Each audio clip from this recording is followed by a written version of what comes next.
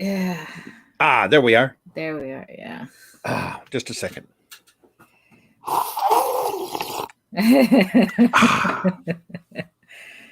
Come on in, everybody. Have a seat. Haven't said that. Haven't said that in a classroom in quite a few years. Have a seat. Have a seat. Come on in, everybody. You don't tell me what to do. Jake. You're not my dad. Yeah, exactly. Jake's either waving hello or trying to give us money. We're not sure which one. No, that's a wave hello. That's a wave hello. Yeah, yeah. Empyrean Volt says, okay, Indie Volters. Good morning. Okay. Come on in. The coffee is pouring. But really, though, it's like it always surprises me at just how the end, like the day after ending a campaign, is just like I feel so like deflated, like a deflated balloon. Well, you know, you have that whole time period where you're like looking at the phone and constantly online, and all these things are blowing up, you know, because you're constantly posting and working. Yeah. And you're basically working that hustle. Yeah. So, like, you know, at that day after, you're like, oh, there's nobody paying attention to my stuff. Yeah, it's like there's a break in that 30-day routine. Well, for me it was 60 days because I had 2 back-to-back campaigns. I don't know. I do not recommend that at all. Yeah, I probably would have lost my wife would have lost her shit on it. You know what's it's how did you mention that? But I didn't. It wasn't for well, I don't know if Lola went through it yet, but you know, when her campaign, she ended it. It's like, okay, I'm going to. She wants to launch another one immediately right afterwards. I'm like, you don't have any content. Oh, Slow she down. got the bug. But it is a rush. It's like it's an adrenaline rush. You know, but me, you know, let's see, I paid the mortgage. I paid the light bill, and I was like, you know what, I'm done for the day. I think I'm done good. I'm gonna. Yeah, she really should wait. I mean, she should at least let her campaign go through in demand and you know, and like end there. Like she hasn't really felt the deflation yet. Because technically, because her stuff is on in demand, it doesn't feel like the campaign is completely over. Nita. So let her. Hey, Russ. Yeah, it's like let her actually finish the in demand, and then ask her again afterwards. Because I don't recommend starting another campaign until she at least completely finishes this one. I mean, she can be in the middle of fulfillment or whatnot, but not immediately afterwards. I've told her. I said, look, she's gonna burn herself out. Yeah, you don't want to be that person launching multiple campaigns. You just No. I mean, I'm a little old hat at this, and it's like, no, I did not like that experience at all. Especially with fulfillment too. Like, I mean, that's a whole other process in itself. Like, like once you start fulfilling, you know, if you're running another campaign and you're in the middle of doing that and fulfilling at the same time, I mean, you're just asking for just pure exhaustion and you know, you'll hate yourself later for it. You know, really, it's like after the show, I have to start labeling more boxes, and it's like, it's like, no, I get, don't start don't start another campaign until you're completely done. Good morning, Marv. We're just pouring coffee.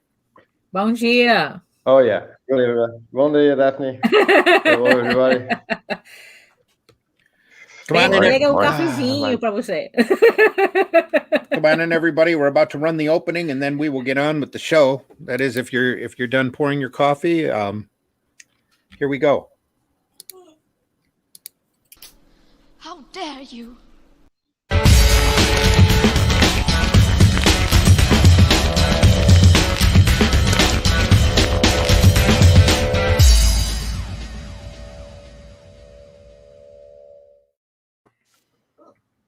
There we are. Hey. Hello, everybody. Come on in. Hit that like button. Hit that love button. Donald Guy says, good morning. Good morning. Good morning. Good morning, Mark. So, comeback black belt. Wait, the first. Yeah, I agree. Keep the demand up. Glenn, good morning. Good morning, Glenn. Good afternoon. It's like, well. Haven't seen you in a while, too. Yeah. Everybody's busy, I guess. Charles says his coffee is almost ready. Good morning, Charles. Hope you're doing well. Yeah, he has a campaign going, too. Yes, he does. Hey, Jake. Whip me up a link, please. Jake, you're going to have to take the hit and start a Facebook page. Oh. Take the hit. Let me see here. I do want to warn people if I drop out this morning, it's because my internet has been craptacular this morning. Yeah, it's one of those days, huh? Yeah. I've been very bad this morning, in and out. So we'll see what happens. But if it does drop, you guys know why. Okay. I've been. I can't wait to talk about the books I've been listening to and reading. Oh, okay. Not comics, regular books, but they're all focused on the comic industry. Oh. And, it's in your Twitter, Jake. And one of which, well, I don't know, Randy. Do you mind if I talk about it right now? Why should I mind? It's your show. You've reminded me that many times. The one of the things that we end up had this one of the books that I read last night. Well, one was called The 10-Cent Plague, and the other is called Demanding Respect. And they put forth the concept that the Comic Book Legal Defense Fund, not only did it hinder the growth or hurt how comics are seen here in the United States, because, you know, it made basically comics kiddie literature forever. Wait. You just said the comics legal defense. I'm sorry, not comics, the comics code. You mean the comics code authority? Right. There we go. Yeah, that makes more sense. Yeah. It made them kiddie literature. It made them, you know, because that was the backbone of their argument that children were being destroyed by these. Really, it pigeonholed the art form here in the States as kiddie literature. Mm-hmm. I mean, it solidified the thinking of a lot of parents out there at the time. But so the idea they put forth was that, you know, one guy, he says, you know, sometimes he wonders if they shouldn't have used this Comic Book Legal Defense Fund to try to sue the organization that was the CCA for damages to the industry as a whole, like Marvel, DC, about how much money they lost because they were selling at one point like $950,000 worth of Superman comics, you know, and that was a, you know, month. Yeah, that was a per issue. Yeah, per issue. Too, yeah. And then the CCA comes in, and those numbers are cut more than in half. So could there have been a lawsuit? And we're still feeling those ramifications today. Japan, their proof of this is Japan had no such, you know, authority. Mm-hmm. And their comics are taken seriously. No one looks at a guy on the subway, you know, it could be a 40, 50-year-old guy on the subway reading manga. Everyone's reading. Well, no one turns their nose up at him. I gotta cut in right there because, like, in the beginning, when the manga market started up after the war, there were certain restrictions in place due to the American influence, due to the American military and American influence, laying down like restrictions on the press. However, as soon as the presses start being like free for public usage and all that stuff in the 60s, that stuff it took off like in all directions. So in that sense, they did have like that hindrance at the beginning, but as soon as that that restriction got uplifted, everything just like took off. Oh, so the real problem was like American prudism, not really anything else. Jake is using this to diss America. He's not American. Go away, Jake. I'm just kidding. Okay, bye. No, but he's got. But no, I wonder though. I mean, a lawsuit. I could see if you were extremely damaged. I mean, I think the only person who had a good case for a lawsuit would have been Gaines. What do you think, Randy? I think that it's really difficult to sue yourself. Yeah. Damn it, I'll try. That's what I think. The CCA was really there. Yes, it got Congress off of their back because of all of these ridiculous rules. But I'm not sure if this is covered in the 10-cent plague. I think I have that book. It's got the Charles Brownstein, I think, cover on it. I have to go back in my library and look, because if I have it, I haven't read it.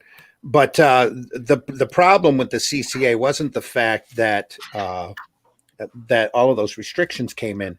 It's that it was a self-regulated entity brought on by a bunch of these companies in order to knock comics down to that spiral rack. Because before that, we were on newsstand shelves at the at the corner newsstand office in their regular shelves. Or these spiral racks sprung up because of the CCA. That's why you have "Hey Kids" comics written on it, and you have some of them have the little banner on top that has the stamp on it and with the code authority written on it. But Archie and a couple of the other companies were really responsible for bringing that code into effect, from what I've read. And they did that on purpose in order to keep their books selling, while everybody else's books would not. So if you go back and look at the original Code Authority listings, they intentionally went through and added stuff on there in order to throw specific titles off of the stands. Crime Does Not Pay was a really big title back then that was selling millions and millions of copies. Well, suddenly you couldn't put crime on the cover of your book. You couldn't put the word horror on the cover of your book. You couldn't have zombies in your book. And that was a big thing for EC at the time, because they had a lot of redemption or I don't remember the exact tag line for that specific type of short story, where somebody would be killed and then that person would come back from the dead in order to exact vengeance. It was Archie Comics who did that, because then later on, whenever everybody started moving away from that code, then you had Archie meets Punisher. Right. Yeah. Well, that was later, when Archie couldn't sell for nothing, because Archie stuck themselves in the 50s all the way through about the 80s. And then this is also an example of government regulation being used to kill off competition. No, the government wasn't involved in this. Oh, I thought that was the whole committee thing. No, that the committee was done in order to look at the connection between comics and juvenile delinquency. But the Code Authority kicked in as a self-regulating entity. They came in and said, "Hey, look, we don't have to do this anymore. We're just going to regulate ourselves. Here's all of our rules." And then it happened to kill off competition. We did it. We, as an industry, as the comics industry, Archie specifically. They had good lawyers, did it to themselves in order to wipe out their competition. Yeah. And to, and at the same time, if you appeased a bunch of angry moms, that was a great thing. Yeah. So the Comic Code Authority come into effect. The stamp got really big up in the corner, and hey, dig us. Well, Dell wasn't going to have any of that, because Dell said, "Hey, look, we're already family-friendly material. That's all we print anyway. We do movie adaptions. We have the Disney license. We have all the outside animation license. That's why you never saw that code stamp in the corner up with Dell, because Dell knew what the hell they were doing, and they were like, "Look, you're just castrating the industry. Just leave us alone. We don't want to have anything to do with your code." Yeah,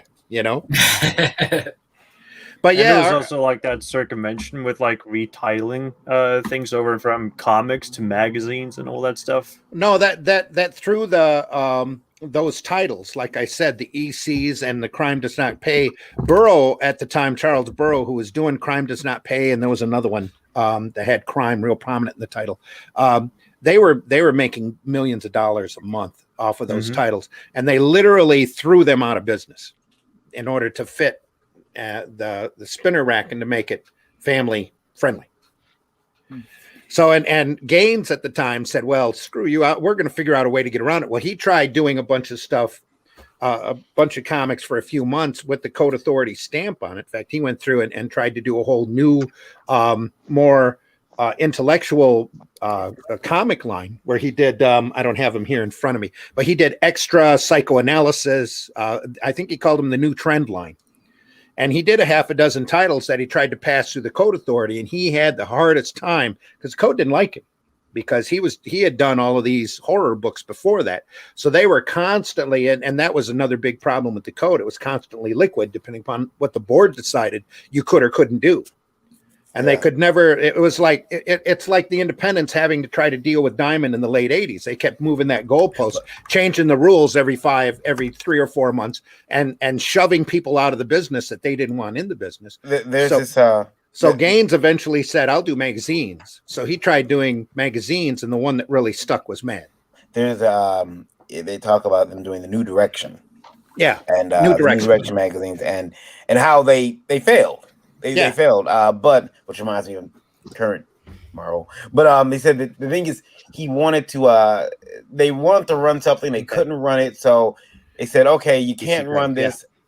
They go back down to the studio to grab some stuff, and they pull up a story called Judgment Day that they had run before, where a guy goes to a planet. There's orange robots and blue robots, and the blue robots have been subjugated and been made to be poor, and the orange robots rule the roost. Well, the robots planet, they're not allowed into the Galactic Federation because they're racist, and they don't believe in humanity, so you guys can't get in. And as they leave, the astronaut pulls off his helmet, and it's a black guy. Oh, right. That was really cutting edge at the time. And he said they ran it in the 50s before. Yeah. And it was like, it got some talking. And so when they're trying to run it this time, due to the Deep CCA. Space Nine did an episode with a variation on that theme. Did they? Yeah, Deep Space Nine. Yeah, it was when Cisco was having one of his hallucinations, and it was back in the, like, it was a whole episode where it was he was a writer, a pulp writer in the 40s, and they were talking about a story similar to that, and then they were talking about how he wanted to make the captain black, and they said, no, we have to pulp the story because nobody's going to read the story of a black captain. Yeah. He said he took that to the CCA, and he said no. They had it's funny. Yeah, you can't have a Negro. Yeah. That was the word. You can't have a Negro. And he says, well, what? And and it's funny to hear the guy reading the book say. And granted, that was common terminology for the day. Oh, right. Let's keep that in context. Yeah. And he kept saying that. It's funny hearing this too. You keep hearing this in an audiobook. No, you can't have a Negro. It's like, you're trying to buy one? What's going on here? That's illegal. but that just goes to show you that it's like, even with this Comics Code Authority, you have other societal pressures that's going to. That's my parrot, by the way. You're going to have other societal pressures that's going to affect, like how you're able to produce your books. But the thing is that there was no racial specificity. Anyway, yes, in the code authority as it was originally written, they threw that roadblock up on purpose in order to keep a very highbrow intellectual story that Gaines had done and was incredibly proud of, and had gotten some really awesome reaction off of from being out on the stands, in order to give Gaines any more traction. Right. Well, so they literally castrated him out of the market. It was for their Impact magazine, and he said not for the magazine. It was a regular comic. Well, yeah, regular Impact, and he said that so he went back to the office. He told Bill, because they won't let me run it, and Bill gets on the phone and says, "Hey, what do you mean we can't run this? What do you mean we can't run this?" And the guy says, "Tell him you can't have a Negro. You can't." And Bill says, "You know what? If you let me run this, I'm gonna get on the paper. I'm gonna get on in the paper, and I'm gonna say the Comics Code Authority is a racist authority, and they won't let me use the black man." And he went off, and the guy was finally like, "Okay, well, you can make him black, but you gotta take the beads of sweat off his face." And they wanted him to put like a purple twinge in the air so his skin could be at least highlighted purple rather than. And Bill said, "Yeah, sure, whatever," really? And didn't. Yeah. He ran it the way he wanted to run it. And then that, according to the book, Bill at that point was like, "You know what? Yeah, I'm done with comics. I'll just do my magazine." And his magazine was meant to really take aim at just the the people who had wronged him, as well as society that had changed. Mm-hmm. And so he took it. He basically was getting his shots in through his magazine, and he didn't have those same barriers that we have, with comics. He didn't have to go through them, so he could do what he wanted because he had a magazine. Literally, the CCA came in and dumbed down comics, but like I said, Burroughs and Gaines both had decided to start doing comic stories that they wanted to read. Mm-hmm. So there was a level of intellectualism that entered that market. The crime does not pay was not meant for kids. It was true crime stories, just like your true channel on cable now that carried the theme that, if you're a gangster out there and you do bad things, the law will find you and make you pay. Yeah. But they couldn't have that out there because all of the moms were suddenly screaming, my kids are picking up these books. These are supposed to be funny books. They're supposed to be for kids. And then Wortham come out with Seduction of the Innocent, pointing out all of the other flaws, which might be tied back to Marston and Wonder Woman in the first place, where I'm not sure on that. That's my hypothesis, that he sat and looked at the early Wonder Woman books and went, holy crap, look at this. This means this, and Robin and Batman are together. Holy crap, And then he went through and tried to make a name for himself by writing Seduction of the Innocent. I'm pretty sure that what's his face? Well, also the worst part about it is that because of this whole stigma of comics being for kids, you can't even enjoy adult comics for adults. If you do specifically, you can't. It's taken them forever even to enjoy animation for adults. Yeah, exactly. I mean, because as probably the only person here who inadvertently has their own page on the Comic Book Legal Defense Fund, because we worked on a project that almost sent a retailer to prison. That's like the most frustrating thing about the whole thing, that it's like even to this day, comics is looked at as baby food, and it's like we're trying to do, and then you look at what other countries are doing, and they're able to tell all these different types of stories, and then it's like here it's like we have to agonize as to whether at what point is our comics going to piss some crazy mom off. Yeah. Me and Marv, I think we suffer from European privilege in that department. Oh, you really do, really do, yeah. Pissing off moms. Yeah. Pissing on moms, huh? What? No, that's not. I mean, you might be into that too. I don't know. No kink shaming. Not to change the subject, but to change the subject for all of our radio listeners out there, the smoke detector noise you hear in the background is actually Daphne's parrot. Yeah. And Critical Blast has to ask, how often does Daphne burn dinner that the parrot has been able to learn to mimic? Oh, it's his favorite. Yeah, no, for real. Actually, it's JD that burns dinner. I was going to say that's right. Throw the spouse under the bus. Yeah, I don't cook. I reheat.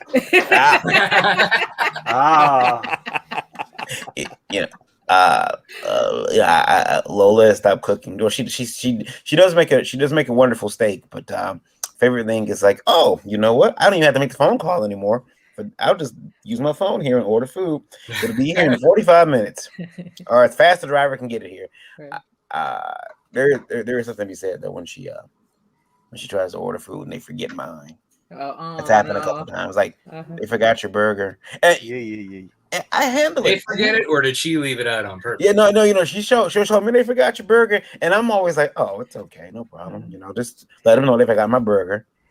If they forget her burger, or they forget any of her stuff. Oh, yeah, that's because she did the order. She did the order. She's supposed to have priority. But you know what? My wife's the same way though. If you with me, my wife will steal my food or whatever. She'll pick off my plate. But if I were to even put my finger near her food, like she would bite my hand off. Like, you know, so it's like, yeah, you don't mess with the wife's food.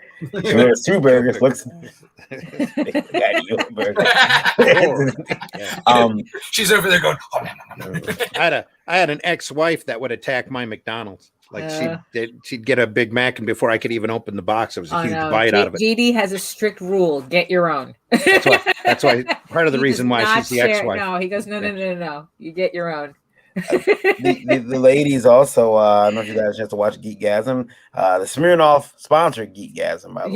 Yes. By the way, sponsored by Smirnoff. I have the remnant still here. I'm sure Smirnoff appreciates our new greeting of "Hey hoes." Yeah. Hail hoes. Hail hoes. Yeah. Hashtag hail hoes. Yeah. That's their new. That's our new tagline. They quality entertainment all around. I was 18 drinking Smirnoff back in the day. It was a very entertaining show because the ladies had they got to answer the questions that I filter these questions, believe it or not, guys. That's how depraved things can go. Yeah. And in the end, it just turned out that's like, oh, these are just stupid questions. I was expecting, you've let past like crazier questions. Sometimes I ended up out but these were just super lame. I'll be grenade, man. I used to tell Randy what the questions were, like if it was really bad. If it was really bad, when I asked him, make sure we cover this, and I'd send it to him. And a lot of times he'd be like, So he told me he started to prefer cold. Yeah, let's go cold. Yeah. That surprise keeps the reactions genuine. Yeah, surprise us. It's unfortunate sometimes that leads to problems. Well, I mean, it's like, look, it's like, if you're gonna write a letter calling us bitches and hoes and whores, it's like that's boring. It's boring by now. Well, then he likes to slide the cards to me that are written like in hardcore ghetto just to hear me read. No. In R. Kelly. Jesus. There are those. Yeah, I'll send them like this straight up Ebonics. I'll send them to Randy. I just watch it. Can't wait for Randy to read this. I still believe you make up some of them. So. No, I still believe that. Looks like it sometimes. Yeah. I put a zinger in Geekgasm one time, but I took credit for it. Because I put it from VMG. And actually, we have a large enough number, especially on the internet radio, that we don't need to make stuff up. We have enough trolls to do that for us. Right. Yeah. Unfortunately, the trolls and enough anons and what is it? Benjamins, and Courtneys, and yeah. They're all out there. They all hate us. So. Yeah. I do have a question from Indie Vote Radio, but then I just dawned on us that we do we have open radio numbers? We should probably introduce ourselves. You'd think probably, too. Yeah. I do have radio numbers, by the way. 64,007. Thank you all. Nice. Everyone waking up. Yeah. Starting out with good numbers. Hey, everybody out there in Radio Land, tell your friends. Double that number.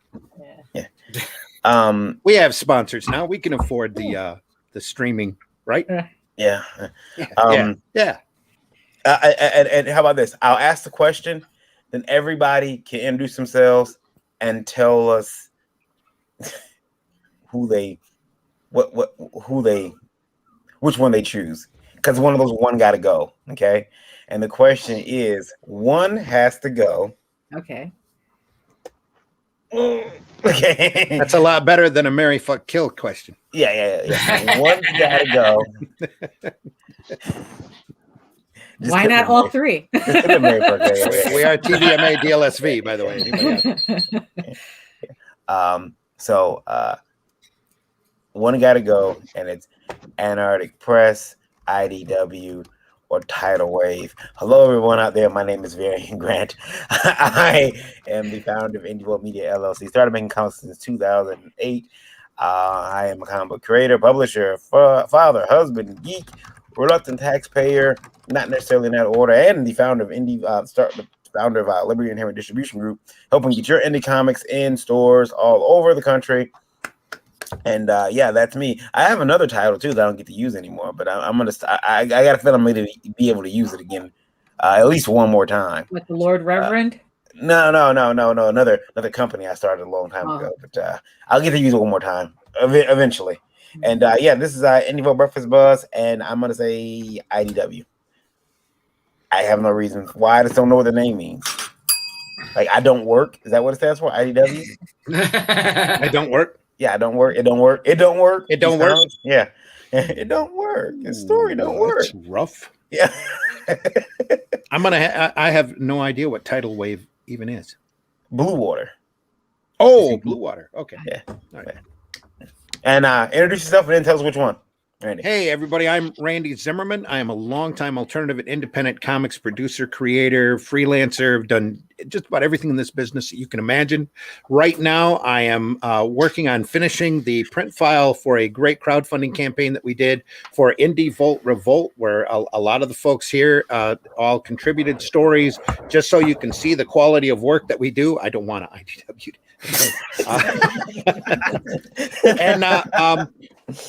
Right now I'm working real hard to bring back Arrow Comics 4.0, which is going to start up in August with a bunch of titles available for the direct market exclusively through Liberty Distribution. And we have a lot of announcements yet to make on that. So go over to our link tree that we have set up. We have an Insta, Twitter, and Facebook and YouTube for that Arrow Comics 4.0. There'll be a lot of announcements coming here shortly as we get closer to the release time about the different products that we're doing. It's going to be a lot of fun. Can't wait to show them to you. Other than that, I'm really happy also to be part of the Indie Volt Radio Network here. And I'm not sure who I would choose because, and I don't mean this to sound mean or petty, but I am not totally familiar with what Blue Water does. I'm very familiar with what Antarctic does, and I think they fill a good void out there in the independent market, especially pointing out books that folks might not have seen, and that they have been around for a long time. I worked for Antarctic in the past, and I have my personal feelings about them. But I don't think that they should not be in the market. And as far as IDW goes, I'm surprised they're still in the market. Considering how many millions that they constantly have been losing every quarter. So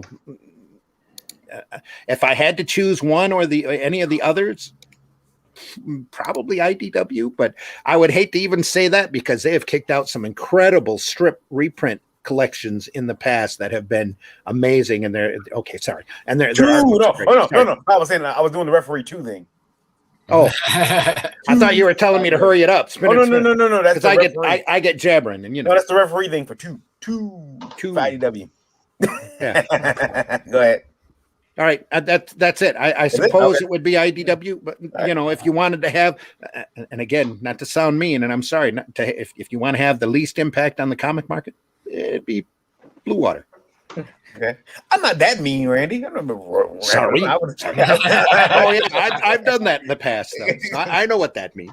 Okay, yeah, and I was Miss Lage. Yes. Hello. My name is Daphne Lage, and I'm a cartoonist, illustrator, and comic book artist from New York. I have been self-publishing comics since 1992 because I have nowhere else to go. And I am known for the funny animal fantasy Tall Tales, which I currently am packing up and shipping out this as we speak. So if you ordered this on our last Kickstarter, it's coming soon to you. And I'm also known for my other medieval fantasy soap opera, Eagle Raven, Heir of the First Unicorn, which I am exhausted after finishing the campaign yesterday. So thank you everybody who supported this. The campaign did much better than I was expecting, and I can't thank everybody enough for that. You can read both my comics online at talltalesonline.com, TAILS, and egoworks.com, EGOWORKS. And you can check out all my videos on how I make my comics on YouTube at Daphne Lage Art. Oh, and it would be Blue Water because you don't name yourself after the stuff in the toilet after chlorine tablets, so you can screw off. I don't know who you are anyway. Yeah, they're tidal wave now. I think. Are they tidal wave now? I didn't know that, Greg. So I'm not that hip on their policies. Yeah, Greg says they get it. Blue Water screws their artist over. Yikes! That narrows it down. Yeah, it does. Rob, how are you? Good. How you doing? Thanks for having me. No problem. Introduce yourself. All right. So I am Rob Malteri. I am the creator and writer of Nightwolf and founder of Lone Wolf Comics, my self-publishing imprint. I am also currently funding on Kickstarter my 5th issue of Nightwolf. And if you can find it at lonewolfcomics.com/Nightwolf. Glad to be here. And if I had to choose one, I don't really know. I know IDW. I don't know Blue Water or Tidal Wave. But if Blue Water is screwing over their artists, I'd say get them out of here. Yeah.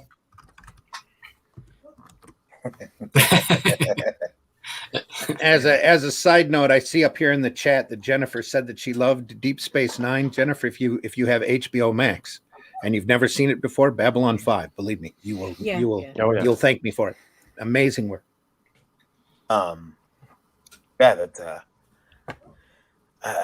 5. I've watched it, but I've got to rewatch it now. You got to watch it from the start. Remember that Babylon 5 won the plagiarism lawsuit against Deep Space Nine, and Paramount still put out Deep Space Nine. Yeah. So if you love Deep Space Nine, you probably will. You'll love the Babylon original 5 because that's where they stole it from. Marv. Hello, everybody. Yes, sir. Thank you for having me. By the way, I'm Marv. I'm an artist from Portugal. I just pre-launched my Indiegogo campaign just a couple of minutes ago. Wow, and, it's like congrats, man. We're at that point now. I mean, you were like working on that book forever. Yeah, forever, almost 2 years now. A lot of it is happened these 2 years, and I still don't know how this works, but I just published, and that's it. I'm learning as I go, and thank you for having me. I'm the creator of the Sin Killer, and if you want to join the mailing list, I don't know how that works, but I'll figure it out later. Thanks. That's the Sin Killer over on Indiegogo, folks. You want to go over there and take a look. Just to brag, I seen it this morning. Well, and, is the link in the chat for everybody to go to? It's a pre-launch page, I said, right? I just got pre-launch page, but I don't know how to share it. So it's a shame. But do you want me to share it? Yeah. Please, Thank you. I'm a little embarrassed, but I still working on it, and I'm still learning. So my first campaign. I've done 20 plus of these, and I'm still trying to figure it out. I will share it in the chat. Thanks. But I'm tired of saying that I'm going to launch, and now I gotta launch it. So right, yeah. Now it's like, I gotta promote it. Yeah. And which one? I know you're over in Portugal, but you got to choose.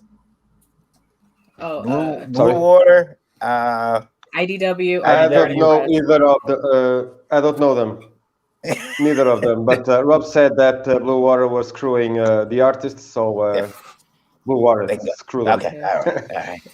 And Hail Mary. So Varian, share out the Nightwolf link. Share out the Nightwolf link too. Okay, all right. Yeah. And then that's very cool comic too. Okay. And Jake. Hi there. I'm Jake Twister, Norwegian comics entrepreneur, and just recently had a first anniversary of going pro. So I'm feeling mighty proud of that. I'm probably the guy who's seen a couple of multiple streams and done 1,001 jokes about my fetishes and all that stuff. So, yeah. I am now currently part of a comics anthology that just recently launched on Indiegogo called Twisted Fairy Tales, which is presented by the CG UK Bargain Bin. And the link is in the chat on YouTube. Okay, and Varian, share that out too. So look at that. We have 3 campaigns to share out. Yeah. Shout out to our guests. There it is. We've already passed 50%, so we're just looking for a few more backers until we hit the minimal goal of $700. Sweet. Now I've backed Nightwolf as well, so and I very much appreciate that, especially because of your fears. Yeah. You know what's funny is that I thought about it. I'm like, yeah, you know, man, I'm gonna back this book, but I've also got Sovereign Wolf coming.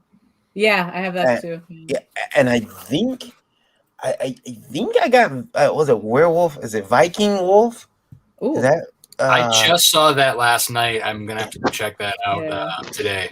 Yeah. So I'm terrified of these wolf books I'm getting, man. You guys are. It's what was it? Immersion therapy. Immersion therapy. Yeah. Trying to help you get through your fears. Sadly, no mid-afternoon right after lunch wolf. Right. Yeah. I do have Brunch Wolf. Brunch Wolf. I do have a werewolf comic, by the way, though, that I've been having Lola work on. I gave her the plot, and I'm like, now you handle all the wolfy stuff. Jake, by the way, did you tell us which one? What now? Did you tell us which publisher got to go? Oh, which publisher? Right. Anton. If you had to choose one of three. I didn't tell. After the Lock and Key crossover with Sandman, IDW.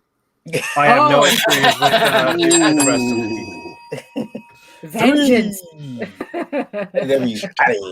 Lock and Key is the only thing that keeps IDV going for me. But like all the just sell off all your licenses to like a Dark Horse or whatever. I don't give a shit anymore. This company has been like half bubbing, up and down on the water surface. So I don't know. Pretty sure the only thing I've ever bought from them was their Transformers run, like in the early 2000s. After that, they kind of got redundant, and they like beat that like a dead horse.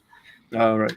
I saw a video recently on how they're treating Ninja Turtles, and I'm like, oh, please stop. Please stop. Yeah, I used to get confused all the time. This is just because I'm an idiot.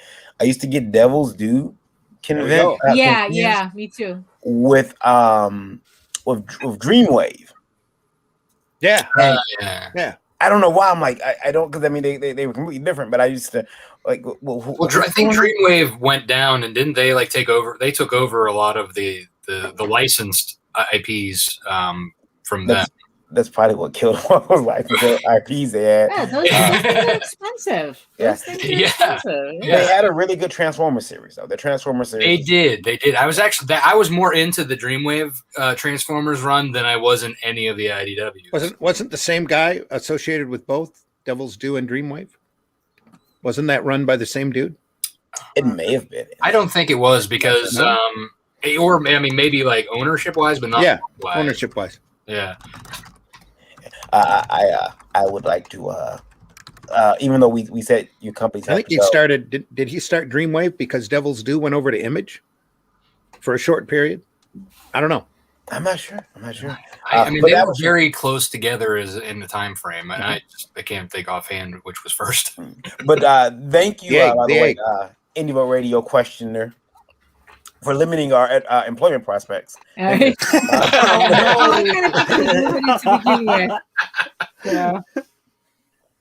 Oh my God. I changed my mind. Fuck, marry, kill. Let's switch up. It's the artist Brian Shearer on Transformers. It probably was Brian Shearer. Gunship Thunder Punch Brian Shearer, by the way. Ah, okay. Yeah. Just closed out his second campaign, I believe, for issue 2 of Gunship Thunder Punch. Yep. It's out of there. Making all that money.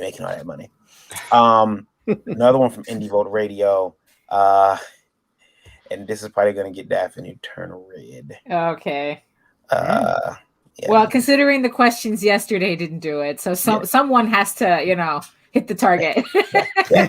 What self-respecting professional artist would self-respecting? There's your problem right there. Hit the nail. That's already a flawed question. That's like saying, "Hello, I don't know the industry." Yeah. What self-respecting professional artist would dare host their work on DeviantArt? DeviantArt is for children or artards who artards. Artards. That's not politically correct. Yeah. Who are looking for attention from the stupid masses. I don't understand how people put their work on here and expect it to be taken seriously. Total disrespect of everybody all the way across the board. Yeah. When I find an artist on DeviantArt, I automatically limit them for any work from me. And if I should ever work in the industry, I will make sure that becomes the norm. Well, obviously they don't work in the industry. Right. Well, obviously, obviously. But as my favorite comment, you're not wrong. You're not wrong, but you're not right either. Well, I'll allow you to retort on that one. He's not wrong. You're not Have wrong, you checked you're Twitter? not right Have you either. checked for affinity?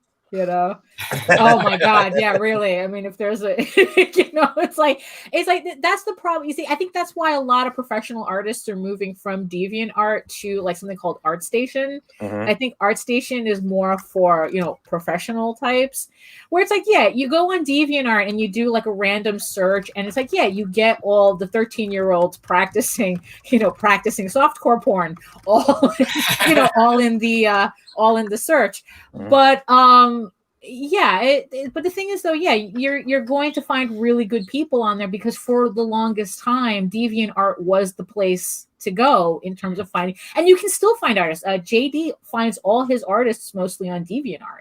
Yeah, I found Carlos through Carlos and Oscar and actually and Gat. And I mean, okay, I found all my artists that I've worked with through DeviantArt, and they're not kiddie child porn. So exactly. I mean, this is the quality of art that I got from DeviantArt. Right. I mean, it's like, So wait a minute. Show it again. Yeah. Show it again. Yeah. This is one of my covers by Carlos. Look at that. And that's a DeviantArt. Wow. Yeah, that's not a 12-year-old that did that, So, so it's like to say that you're going to write off people because of the fact that they host their artwork on DeviantArt is stupid. If anyone's being tardy, I mean, it's really it's like with anything. I mean, each to each their own. Yeah. But you don't have to throw shade at it because you don't care for it. Just if you don't like it, go somewhere else. I mean, that's why there are people who go to ArtStation. There are people who do for affinity. There are people who do different things, or they do them all.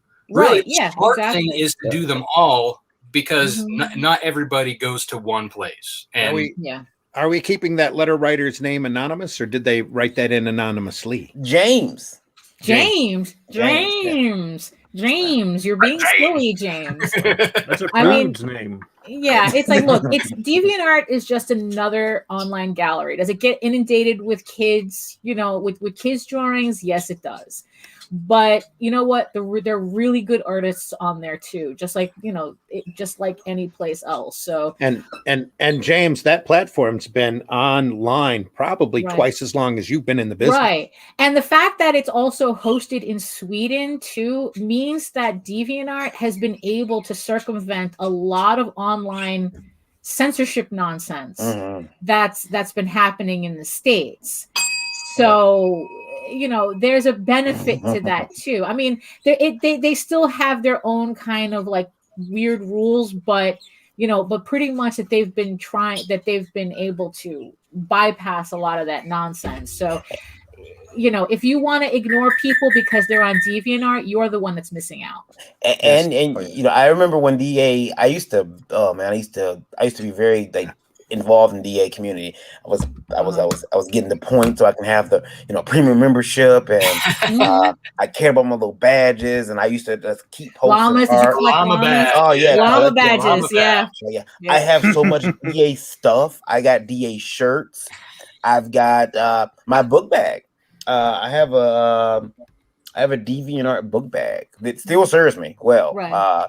I got a DA camera bag. Right. They don't sell merch anymore. They don't sell merch. They got rid of all that, and they were like, yeah, it's not part of our the business model. Yeah, going forward, which is kind of like decided to take their branding in a different direction. Right. I kind of wish they go back to their old version of the site, because ever since they changed it, I've been less active, because I'm not figuring the new thing out. Yeah, no, I don't like the new. Yeah, I don't like the new. The old way was a lot. The old site may have not have been as like mobile friendly, but it definitely was more user friendly. And for me, it's like hell hoes.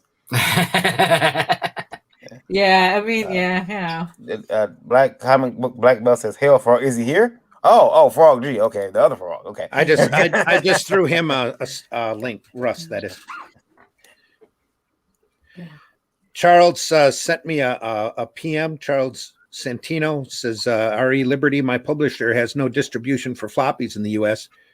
Basically, they don't publish them in the U.S. They allowed me to personally do Rammer, number 1 in print. Eventually, there will be a Rammer trade that collects most of the first 3 issues. That'll be on Amazon and presumably in comic book shops in the U.S. Marcosia's distribution channel in the U.S. Is trades. Now, I don't know if Marcosia would be okay having someone other than me distributing in the U.S., but if they're okay with the idea, would Liberty want Rammer for floppies? Oh. My assumption is that it would be through me because I don't think Marcosia would want to be involved other than having their logo on the cover as they do now. Yeah, that's fine. I mean, if you want to distribute those, you definitely could. Charles, definitely get a hold of Varian on that, Charles, and he will be more than happy to. Yeah. There's my little DeviantArt flat book bag. I can put my tablet and my phone in it when I'm going to town. It sounds water resistant. Oh yeah, it's water resistant. In fact, it's one of the little features they have in here that I barely use. I think I've used it once. Is at the bottom on this side. If you unzip it, there's a little bag here. A raincoat. Yep, the raincoat for your book bag that you just put right over your book bag. Wow, they really thought of everything there. To make sure the water doesn't get in there. So yeah, I love it. I love it. I at first, Lola asked me, "What is that?" I said, "It's a parachute for when I'm running."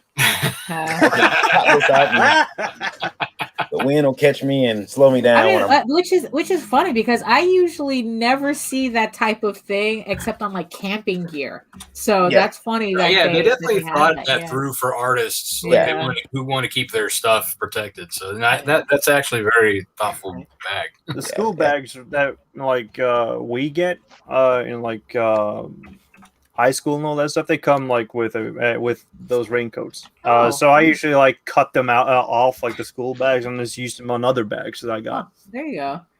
Now you guys know that. And by the way, speaking of Liberty, Ego Raven is available through Liberty. Issue 2, they will be getting issue 2 as well. So Varian, we're gonna have to talk shop later. Yeah. That's where I need help is distribution to comic shops because I don't have the time or connections. It's I did a special yesterday talking about Liberty. There's a video for that. Probably you should put a link in the chat for that too, so that people can educate themselves on Liberty. And for anybody interested, that's www.ledg.us. Yeah, I can put a link Liberty in there. Entertainment Distributors. We did a special yesterday talking about letting everybody know that we're actually going to be in need of more warehouse space very soon.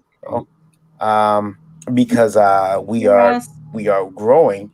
People keep sending me more books, and I'm happy to get more books. But Russ, we can barely see you over top of your logo here on your video. I'm here. He's like, it's about the art, not me. Yeah. Nobody wants to see my ugly mug. I wanted to do that too, myself, but here I am. I wanted to do that too, but my computer can't handle my streaming computer can't handle OBS and StreamYard at the same time. Ah, no! It'll drive your parrot crazy. Did you need a share screen, Rob? Or did you need me to share? I shared your link out earlier. I can share it again though. I've been meaning to put the.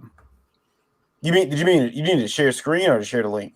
You mean like earlier when I commented in the private? Share the link. That was Daphne already. She's caught that and you already dropped it in there. Oh, okay. Yeah. That was way a while ago. Okay, I'm sorry. See, the thing is, the mic flag here, the Indievolt mic flag, I have a pretty big computer screen. Well, the problem is it blocks. I can't see certain things. So sometimes when I look around, I'll see the private chat has 22 messages in it. Not right now. And, crap. How many screens have you got? How many screens have you got? I've got 3 screens connected. There's a tablet over here, but it's not running anything. There's no excuse. Yeah, I should. Yeah, he's just being messy. The Smirnoff bottles are in the way. That's Varian, I think you're probably empty too, so that's part of the problem. He's having vision problems. Yeah, Varian, you got to stop watching Swordfish. You're not Hugh Jackman. Yeah. The Smirnoff, the Crayolas. I saw that and I'm like, yeah. I keep trying. Never mind. I won't mention that. I keep trying to remember that test he had to do. The type he had to hack while he was getting. I didn't know Swordfish featured Riley Reid. Does it? No. Oh, we all know we all know the screen above your microphone is showing porn. Oh yeah. Constantly like looping webs and shit. Yeah. That's actually why I don't put Twitter on these screens anymore. I used to keep Twitter up here, but then I realized I follow a lot of adult stars, and they can upload whatever they want. Oh yeah, no, that's the worst part. That was an accidental tweet. Yeah. It's like there came a point where there were some platforms like I had to remind myself I can't look at in public because I have a lot of reference accounts. Yes, reference. Booby corn XXX. Right, yeah, pretty much, yeah. Also, you don't have to worry about Rule 34 when you do it yourself. Well, speaking of which, I am doing one sort of. No, it's not. It's not Rule 34. But I'm doing like a submission that includes a little bit of steamy content. So, Twisted Fairy Tales. Yeah, that's true. Is Ted tired finally? Is he finally doing? No. Well, Ted's too tired. On the slide, just look out for my Tijuana Bible, Liberty Press. Now we know why he's tired all the time. He just got through. Hey, Mike. Morning, Mike. Indievo Radio. Also, another question. This one here. Hail, wise guys. Hey. And the proper greeting now is hail hose, I guess. Yeah, it's hail hose. Hi, wise guys. Hail hose is up ass. Yeah. Hail sup ass. So why is it that indie creators seem to want to break out into divisions, not work together, or not work together for a common goal? I am so tired of seeing indie creators pass up opportunities just because it doesn't have short-term benefits. And that right there is from WD47. WD7. I wish you would have been a little bit more descriptive in what you meant. Yeah, it's the seventh clone of Walt Disney. I thought maybe we were going WD-40. Need to fix a door or something. Yeah, really. WD. Obviously, you need to sit and watch the news for about a week, and then you'll. But anyway. I think the error with the question was that it was focused on indie creators. It's got nothing to do with indie creators. It's got to do with people stinking up the place with politics instead of entertainment. Just make comics. And if you don't like what somebody likes, or if you don't like what somebody thinks, just ignore it and carry on making comics. Amen. Jeez, what is wrong with people? I don't think that I have. WD, we wonder Rob, that book looks fantastic, Rob. By the way.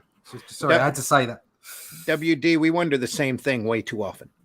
Way too often. Hashtag no drama comics. Right, yeah, exactly. Just hashtag tell the story. Just tell the story. And hashtag get to work. Yeah. And literally what I said about it being sort of saying that about indie creators, it's not indie creators. Look at the mainstream. Yeah. It's like somebody was talking about Brian Hitch the other day because he was having a little bit of a pop at the mainstream for not advertising his book properly. And the point being is that his whole street, if you go and look at his Twitter profile or his Twitter wall or whatever it's called, I don't know. I'm too old. Twitter feed. It's full of comic books. Occasionally he'll go, I went to this restaurant, or occasionally he'll say, look at this dog with a funny nose. But apart from that, it's all comic books. and comic book art and other people's projects. That's what I fill my wall with. Yeah. It's like my art, my comic books, and other people's comic books. Yeah, you'll see all that more than you'll see my kids and my wife. Yeah. Well, exactly. I don't want to put my family on there. That's for no one else's business. Exactly. My business is my comics, okay, and my approach to comics and how I love them, and that's what it's all about. So I don't really feel the need to. It used to be the case you didn't speak about religion or politics. That was the end of it. You know, and occasionally you got a bit drunk. Occasionally you got a bit drunk down the pub with your mate and you had a disagreement, and that was the end of it. It's like, I don't know why people are so uptight, but no, it's not indie creators. It's people bringing external stuff to the business instead of just getting on with the business of making comics. And by stuff, Russ means shit. Yeah, shit.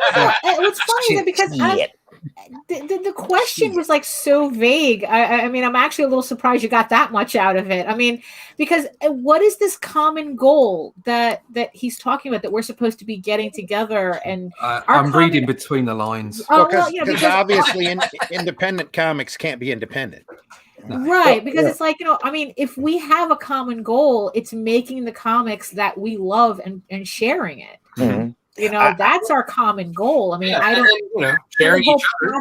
And passing up opportunities. What opportunities? The fact that you don't see Netflix shows of our stuff, we're not at that point, Are they maybe talking about like combining and being the next Image? I mean, I think there are other places that are doing that, but I mean, really, I think if we're comfortable doing what we're doing, and sharing each other stuff. I mean, like look at Daphne and I. We had campaigns that crossed over, so we decided to do a crossover together, and we helped each other. Sharing. Well, thank you, by the way, and thank you for that opportunity, by the way. No, you're very well. Thank you for the art. I mean, I get to have your amazing art attached to my project. That's thank you. We had I think that I don't think that. I mean, they're going to exactly, Greg. It's in the name. Yeah, exactly. They're going to be people who don't want to be involved for certain things. I mean, Liberty just shows you that they can work together. I've got creators from all different, like walks that have come over to Liberty to get distribution, so that they are willing to work together. Not everybody's going to want to do it. Some people, to pick on Rob here, some people are lone wolves, and they want to be by themselves. Now, some people are lone wolves. Some people have been rejected from the pack, and there's a difference. But it's not the same. There are people who tell you that I do everything by myself. It's because no one wants to with them. But it depends. I mean, it's like, look, it's like there's a saying that it's like the lone wolf eats mice while the pack feasts on venison. Mm-hmm. So it's like there is a benefit, but the thing is, though, it's like just because we're not like literally working together doesn't mean we're not together. I mean, it's like, we're promoting Rob, we're promoting Marv, we're promoting Jake, we're promoting Russ. You guys are promoting me. We're promoting Randy. We're promoting Varian. I mean, we're talking about Liberty. We're talking about our books where, we're supporting each other. That's our pack. So I think a lot of it comes from fear because people can't stand competition. I mean, I look at the books around me. And I see fantastic artists and creators. Yeah, that's fantastic work that I want to buy for a start as a fan. So, but I'm not intimidated by it. Right, exactly. And that's why we're not in competition with each other. I mean, and we shouldn't be. I mean, just because somebody, like for example, let's say somebody else has a werewolf book out there, I'm probably going to go support it because one, I like the genre. I'm not in competition with them. If anything, I'd be more than willing to do a cross promotion with them. When I say competition, what I mean is we're all in a market to sell a product, right? But the thing we're all roughly selling to the same kind of demographic of people that want to buy. But what comic collector only buys one title? Right. I'm agreeing with you. Oh, right. No, I'm agreeing with you. I'm not arguing. I'm just saying that's. I was just defining competition. So the competition it's a good competition. It's like it's about work. It's about you're all kind of. I liken it to being in a karate class again. Sorry, I'm on a buzz because I was back at the dojo last night, and it's not a team sport. It's not a team sport. Yeah. Okay, you're out there individually making yourself as good as you possibly can. Right. But you get an absolute buzz from the other people in line with you doing their thing. And then you talk to them afterwards, okay? And they might pick something from you, or you might pick something from them and say you could improve this. So you're constantly a rising tide lifts all boats, you know. Right. And that's the kind of competition I mean. It's like there's a healthy sort of one-upmanship of I'm going to do this better next. I'm going to beat my own targets, and hopefully I'll shine. And at the same time, looking around you and seeing just how much fantastic stuff there is out there. It's another golden age. It's just you know, with books like yours, Rob and Marv, it's just like there's fantastic stuff out there, and it just encourages everybody to move together. But that is not the same, okay, as having the one think where you must think like the group thinks. Yeah, okay, it's a completely different thing. That ain't gonna work for me. I mean, how boring would it be if we were all making the same type of book? You know what I mean? Well, to be honest, if we're all making the same book, I'd let you get on with it. I'd be eating venison. There you go. and sadly, WD, there are people out there in this industry, in the community, that want to tear everybody else down and cause division. And you have to be real careful about those people, and the people who cause drama, the people who are constantly out there trying to dig shit up or cancel people and all of this. You have to ask yourself, do you really want to associate yourself with those people, or do you want to be around people that are productive, that are making comics, that are entertaining people, that are trying to move this industry forward? A lot of those people don't really want to be in the comic book industry. No, well, they're out there attention whoring. They're trying to pull attention to themselves. True. Dig me, I'm doing this. Instead of actually pointing to their products or actually doing products and promoting that as entertainment out to the masses. So I think it's sort of like be careful today. And like you want to like the direction. Mm-hmm. Did you see Jake wants to share a page? It's in the chat. Okay. Yeah, right Jake wants to. There we go. Oh. Awesome. Look at that. Yeah. Nice. So this is the first page of the upcoming story. It's going to be 10 pages long. Is this your Rule 34? Not Rule 34. It's going to be a little bit saucy. The further we go, it's based on the fairy tale of the three aunts, but it's known in Germany as the three spinners. The three spinners? The three spinners. I know where you're going. Yeah, but I've gone the opposite direction and called it the three strumpets. So yeah. So wait. Okay. I had to figure. I was trying to figure out what was going on there. I thought I seen butt cheeks, and I thought I seen like a huge bush, but it wasn't. Okay. See, this is what happens when you have RedTube on one of your screens. Now everything looks like RedTube. Can you stop in cross-eyed for just 1 second and have both hands on deck? Yeah. They get they're both up. We want to welcome to the stream right now, Michael Odin's fan. Yes. This is the real star of the show, guys. This is where all the creativity comes from. Hail, Michael, from the void.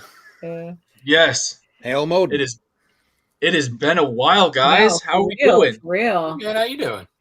I mean, it gets how you doing? Worried about everybody. It's like, where is everyone? We're all the regulars. So unfortunately, it was just it's been one of those months where life just steamrolls you. So, but I mean, I'm doing well. I come in the chat room and we're talking bad about me, but everything, people trying to start drama and everything in the industry, and I'm just like, you guys can't be doxing me like this. You can't. Just give us the sauce. Man, I mean, people really need to get a life. I swear to God. 100%. It's like, look, you guys won the lotto. You woke up this morning. You won the biggest lotto of them all, and you want to act like that. It's like, mind your business and live your life. Get yourself down the dojo. I have to get involved in other people's business. I have to do it. It's my human compulsion and my right. No, don't get involved in drama. I completely agree. I don't know. 10Ks, bro. More 10Ks. I don't know if I agree with that Lotto about more 10Ks. About waking up. I had a pretty lucid dream right before I woke up. It involved 2 girls in a convenience store, but that's a whole other story. I was like, tell me more. Shit. False advertising, Daphne. You promised the Lotto. Randy had it. He had it all. That's a really good dream. The dream. I've had some dreams like that where I swore like, and they were seriously boring, so I didn't know I was dreaming. Yeah. It's like, this is life. I'm not dreaming. This is real life. This is a dream. yeah. This is totally happening, and then you're like, that was a dream. Mine was one of those dreams where you woke up and you went, "Damn it!" Right. Oh, the ones that you wake up angry and stuff. Oh, back to reality. No. You try to go back to sleep. It was a dream. No. Yeah. Please still be there. Please still be there. Come on. Yeah. Don't leave, girls. Don't leave. I'm at the opposite, where I do have like dream invaders. I'm looking at a couple of faces here that have done it a couple of times the past couple of months. So, but the recent one was Marshall Lee from Marsh Makes Comics. Oh, comics, yeah. Okay. And I had Alan Moore once. Dreams. No, I had Alan Moore once on a visit, and he whispered like eldritch words to me, and it was like. Did you say Alan Moore whispered eldritch whispers? Yeah, like one of the magic words that he like put on me was Klamuth, and I'm like, fuck, I'm waking up. Fuck this. From the land of drugs. Easy enough. He doesn't need any more. Go to get a little lower. Get a little lower. Where's your Alan Moore impression? Come on, you're get a little lower. Get a little lower and talk. Isn't he from Birmingham? No, Northampton. Northampton. It sounds a little bit like Birmingham, no? It's a bit. The arts. You know what? I remember talking to. It's all chaos. I was talking to a guy. He told me, he says, I can, gotta forgive me. This is about 2001, 2002. I was looking at pictures of artists, and I accidentally I was helping someone put a program together, and I accidentally confused Warren Ellis for Alan Moore. And I remember. That's a big hair faux pas. Feud going? Is it Garth Ennis and Alan Moore, where it's like they have like this huge feud going? No, Grant Morrison. Grant Morrison. Grant Morrison's the Chaos Magician, and then there's Alan Moore. Right? It was something like they think with his snake cult. Something. Yeah, the Wizarding War of the British Invasion. It's I blame Harry Potter. What? Yeah, definitely. Favorite Alan Moore impression is done by Todd Mcfarlane. So Varian says. So the British. But his favorite Todd Mcfarlane impression is done by Rob Liefeld. Yeah. That is Rob Liefeld's Todd impression is really good. I guess the British guys are kind of feel like the black guys. You ever notice you only see one black person per show? You don't see us like comic creators. You don't. Think about it. I think you ought to rethink that phrase. I think so too. I'm feeling my white privilege here. You only see one of us. I'm now getting British privilege. That's great. Yeah. You're getting under my white skin now. Varian, you're the host of the show, which means you have control over who comes on your show. There's a rule. Only one British guy in the time. There's a rule. That is a social American construct. Stop it. Tokenism. Bullshit. Yeah, there's a rule. Only one of us per show. No, it's actually I've reached out before, and it's there's all kind of reasons I've been told. Like, your show isn't. Remember, I was told. Your show isn't black enough, and I was like, "What? What does that mean?" It's like we were talking before about people that are out there just to tear down. You get a successful business rolling. You have a small podcasting empire. I ain't going on there. Well, no. I don't want to be seen. So do these people only want to sell their books to black people? I don't know, but I can. they told me my show wasn't Black Life, and I'm like, oh, I said, so What anyway, do you mean? well, I I'm was sure you're told probably like, wait, what? Yeah, Well, exactly. Yeah. I Wow. said That's something. another. Varian said gets that something. too. Yeah, I say something gets me kicked out of group. So why not? Oh, that's true. Yeah. Why not continue that going here? I tell you what I'll do. I've been told it because I put all the flashy stuff up, all the images. I don't appear grassroots enough. Tell you what, here's what I'll do. They call it. Well, he can tell you what they call him. Yeah, the silver spoon coon, which I've taken. I've taken that. That's my little icon. There he is. Jesus Christ. But I'll tell you what. I'll downgrade this a bit. Here, do you feel more comfortable now? How about that? Right. Yeah. I'll put the power by stream. I'll put the free version up. How's that? There we go. Yeah. You put money into your program. How dare you?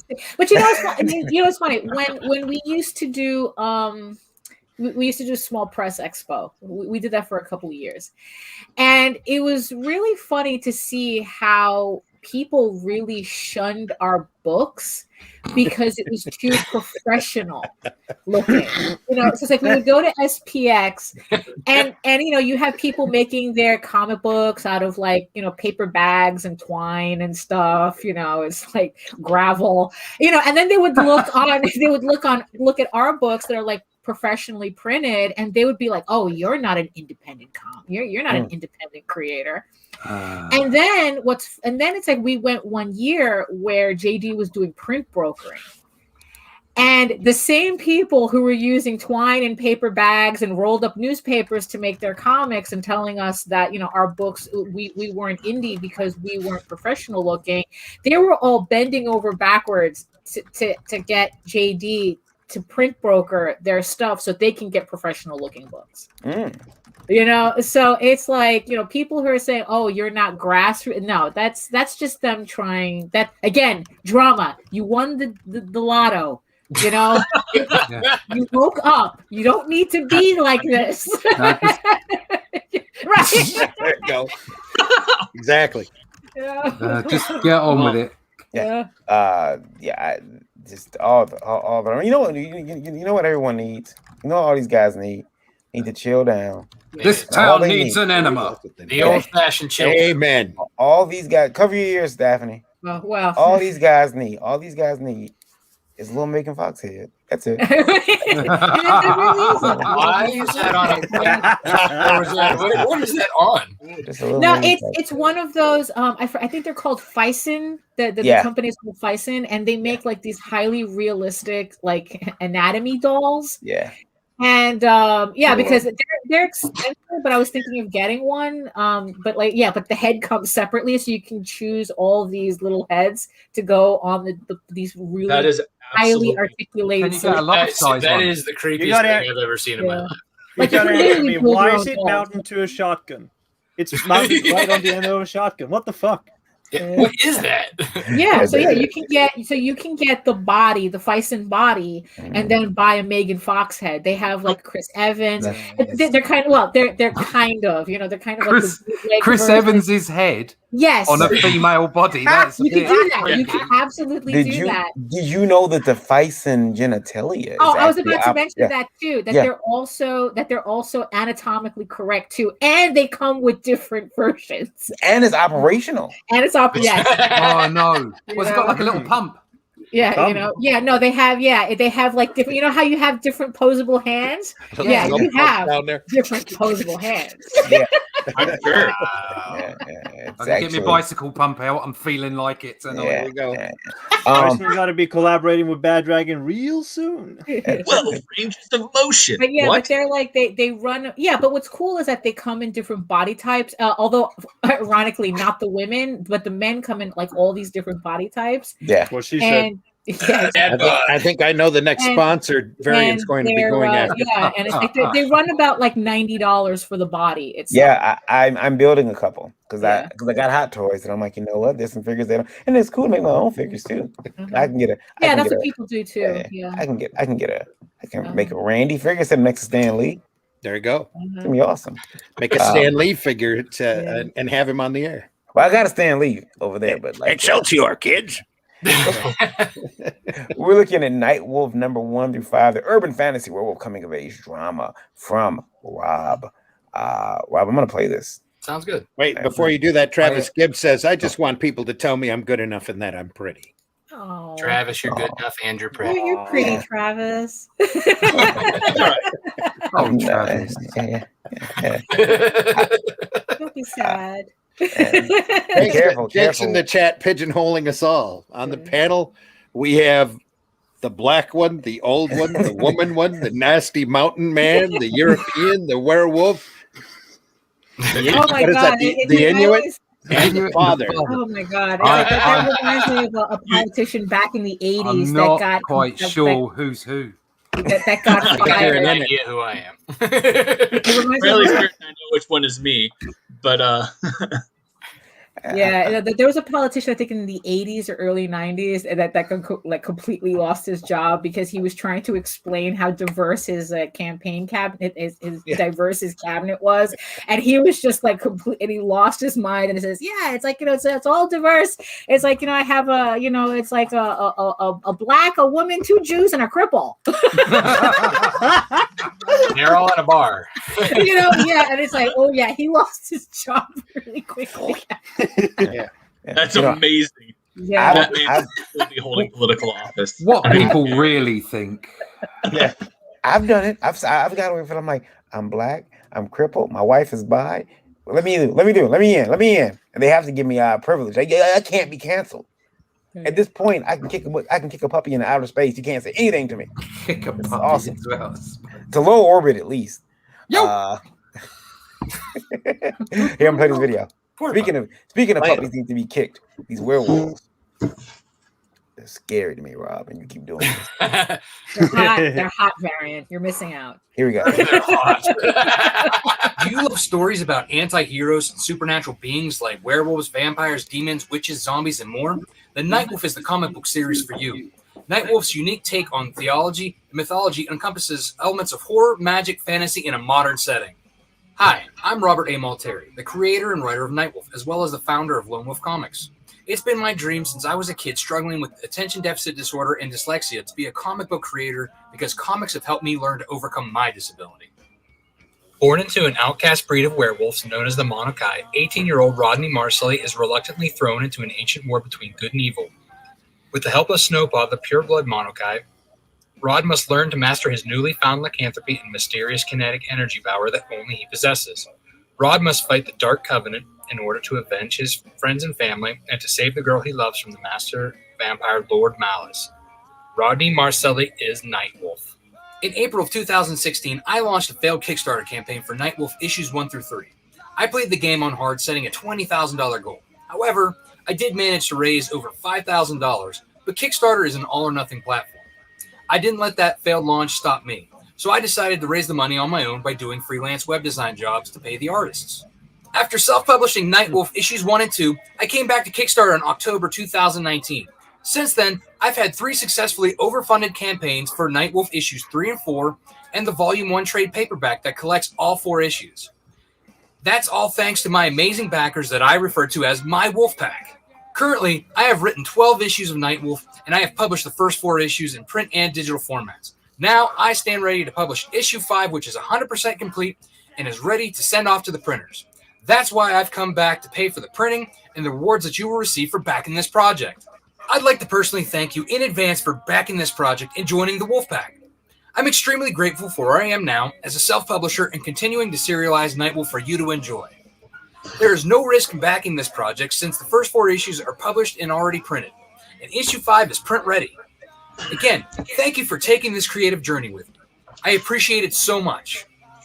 So what are you waiting for? Join the Wolfpack today. Very Cool. good, very good. Now, I was going to say that doesn't look like Rob at all. No, not at all. You know, when I put my contacts in and wear my hat, it makes me look younger. Ah. So, Rob is I'm backing this campaign now. Rob, I seen you had a trade paperback. I'm not sure which version I backed, but that's not in this campaign, right? The trade No, but you can grab the trade in the add-ons. Okay. Yeah, so if you haven't, so if you prefer trade books, there you can just grab if you wanted issue 5, or if you just wanted to grab the trade while you're there, just do like $1, and then you can go do the add-on. So is the trade for the first 4 books?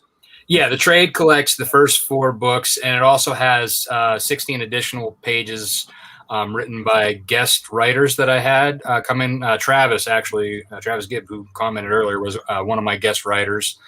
And it also has a bunch of pinup art and covers. Daphne has a gorgeous one in this trade paperback. So that's you can get the digital copy of the trade by doing the any of the catch-up tiers as well. So yeah, so you get it one way or another. Because I was looking. I know the video you said you've done. Is it 12 issues or is it? What did you say? It's 12 issues are written for this particular story arc. Okay. But it's divided into 3 volumes. So like the 1 through 4, and then 5 through 8, and then 9 through 12. And then at the end of that, I'm going to do like a collector like edition where you can get like the sleeve and put them all in, and cool, that kind of fun stuff.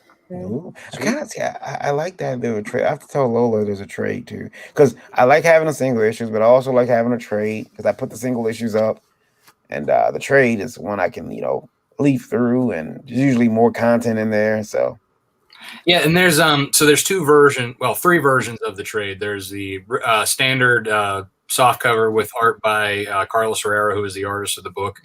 And there's also a Virgin variant by Chris Williams. He does a lot of variant covers for me. And there's also a hard cover that has a die cut claws, so you can see the werewolf through the cover. And then when you open it up, the werewolf is on a vellum page that you can flip over and then reveal the human underneath. Yeah, it's a really cool layout. Yeah. Ooh. So that's the is that Nightwolf Volume 1 signed book plate? The signed book plate is just it's signed by myself and Carlos, and it's basically it's a kind of a sticker you can just peel off, pop it in the book. Right. So how do you get to the book for the trade? That's all. Yeah. So when you pledge the regular campaign, then you can get that, and it's one of the add-ons that you just scroll through and find. The add-ons. Oh right, okay. So it's Nightwolf 1 die cut, Nightwolf Volume 1 die cut hardcover. Oh yeah, that's it. That's That's so there's not a soft cover. There's a soft cover. If you there should be. Oh, I see. 1 virgin soft cover. Well, there's also a regular because I bought the regular soft cover. Yeah, there's Nightwolf Volume 1 soft cover. Yes. Right. That's okay. one. Yeah, Kickstarter is not elegant with the add-ons. Yeah, the add-ons for this. Yeah, I do backer kit too. So like after this, like all of like the single issues can be bought individually, and I'll have like visual representation, and it's again, backer kit does add-ons way better than Kickstarter. So I'll do like a few add-ons just for the campaign, and then when afterwards during fulfillment, I'll have like basically kind of like a web store where people can add on anything that they want, like as far as like T-shirts and other stuff. Because the T-shirts and stuff that I have here, that's just a few of the T-shirts that I have. This shirt will be in the backer kit. A couple other different hoodies and shirts and stuff like that. As well, like I said, all the single issues you can get individually. If you're missing one that you need, you can always grab it then or there. Right, I just got the trade in issue 5, so there you go. Thank you very much. Thank you, I appreciate it. No, it looks really, really good. So. Oh, look at that! It went up to like an even. Oh, 200. You know what? That bugs my wife. Like she will be like, can I just back for $1? Like if it's like on like a 99, she's like, can I back for $1 just to even it out? I'm like, why? Because it's just gonna change. You got to wait to the end though. Yeah. So if you really want to make it even, wait till like the last second. Yeah. I was, Lola's campaign just ended, and I was looking at the people don't see this on the other side, but how much they take from you. Yeah. And why it wasn't a deal breaker. It was like, once you factor in their, I think they take 5%. Yeah, it's 5%. But then there's a 2.9% on your fees, credit cards, transactions. Right. If you work it out as 10%, you'll get change. You'll be on the right side. Yeah. And Lola was like, ouch. And like, oh, it's not that bad. You know, it was she factored all that in, but it was just like, you know, to see it. You're like, I just kind of like assume that I'm gonna, you know, just between like you know, cards that didn't get charged properly or like or the fees, I'm, you know, like I'm assuming 90% of that will probably, or even 80, you know, I'd be happy with. I tell everyone who I back on Kickstarter, I there's a 90% chance it's gonna tell you I didn't pay. It's because I always forget because I don't have to pay then. So I'm like, don't worry. Yeah, that's the thing that I like automatically better about Indiegogo too. Doesn't it automatically come out? No.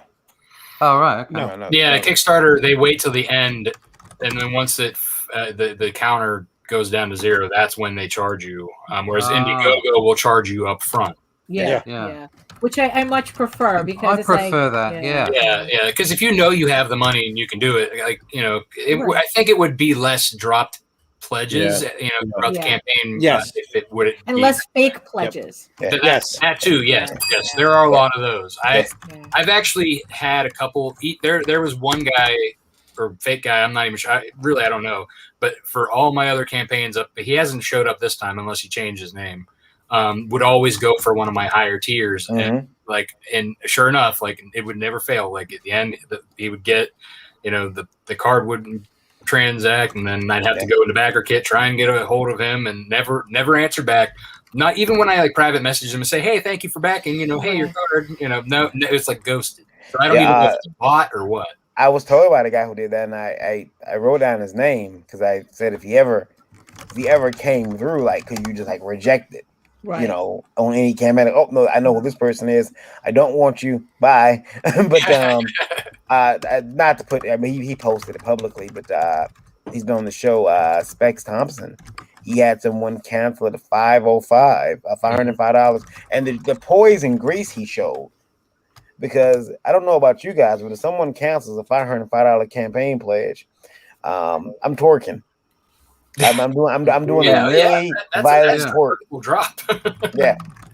That's a crappy thing to do. Yeah. I don't know why. I mean, why do people even do that? I mean, it doesn't make sense to me unless it's going back to that whole "I want to watch the world burn." Right? Yeah, it's a shitty prank. You know, it's like, oh, her. You know, I ruined their day. Blah blah blah. And it's like, what kills me is like you're the one wasting your time doing that. You know, the guy that I seen, he said that, I just someone was able to reach out to one of these guys, and he says, I just wanted you to make your campaign go. I wanted to make your stretch go.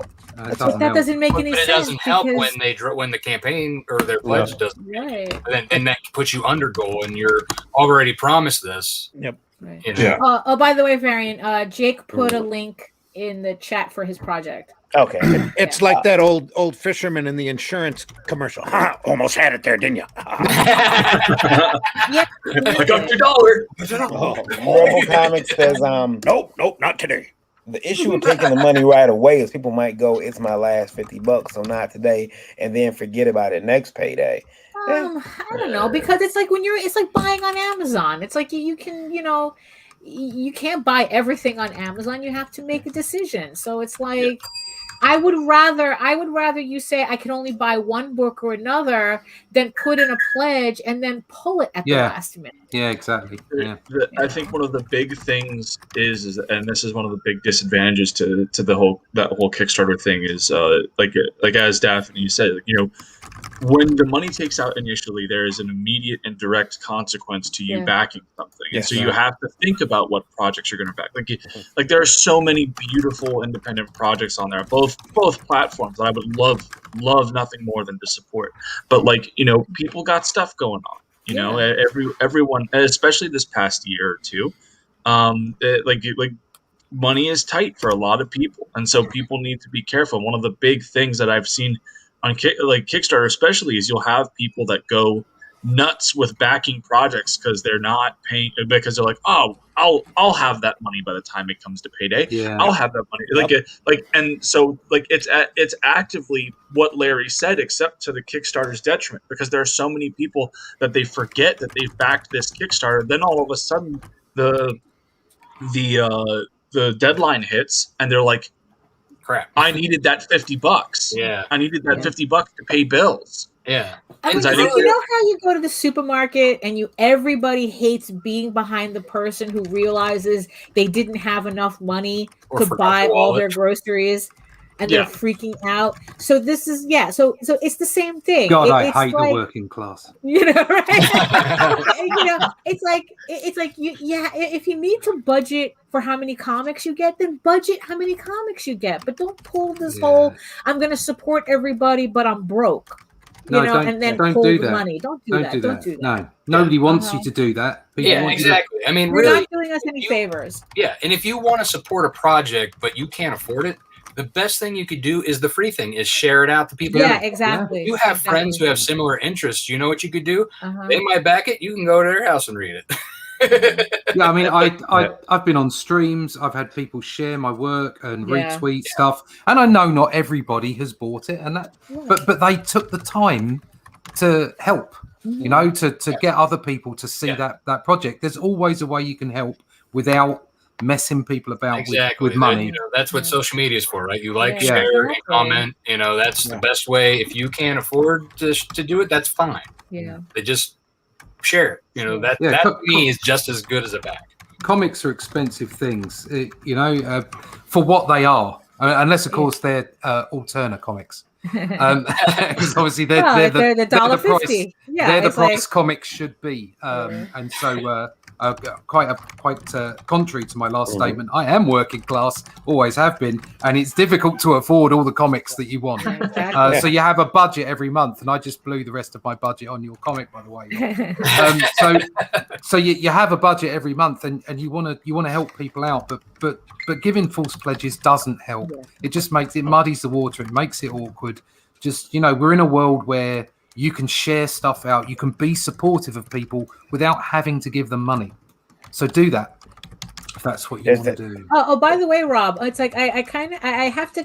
I mean, this is going to be a little weird, but it's like I have to commend you for kind of admitting your initial failure on Kickstarter.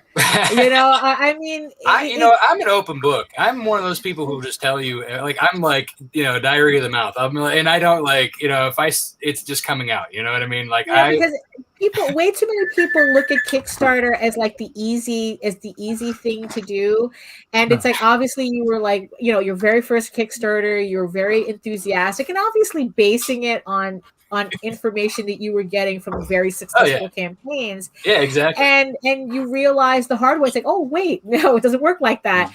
But the irony of it is that now it's like this is your sixth campaign, your fifth campaign, and now it's like you're slowly reaching the initial goal. I know, right? That you tried to start off with out the gate. So I mean.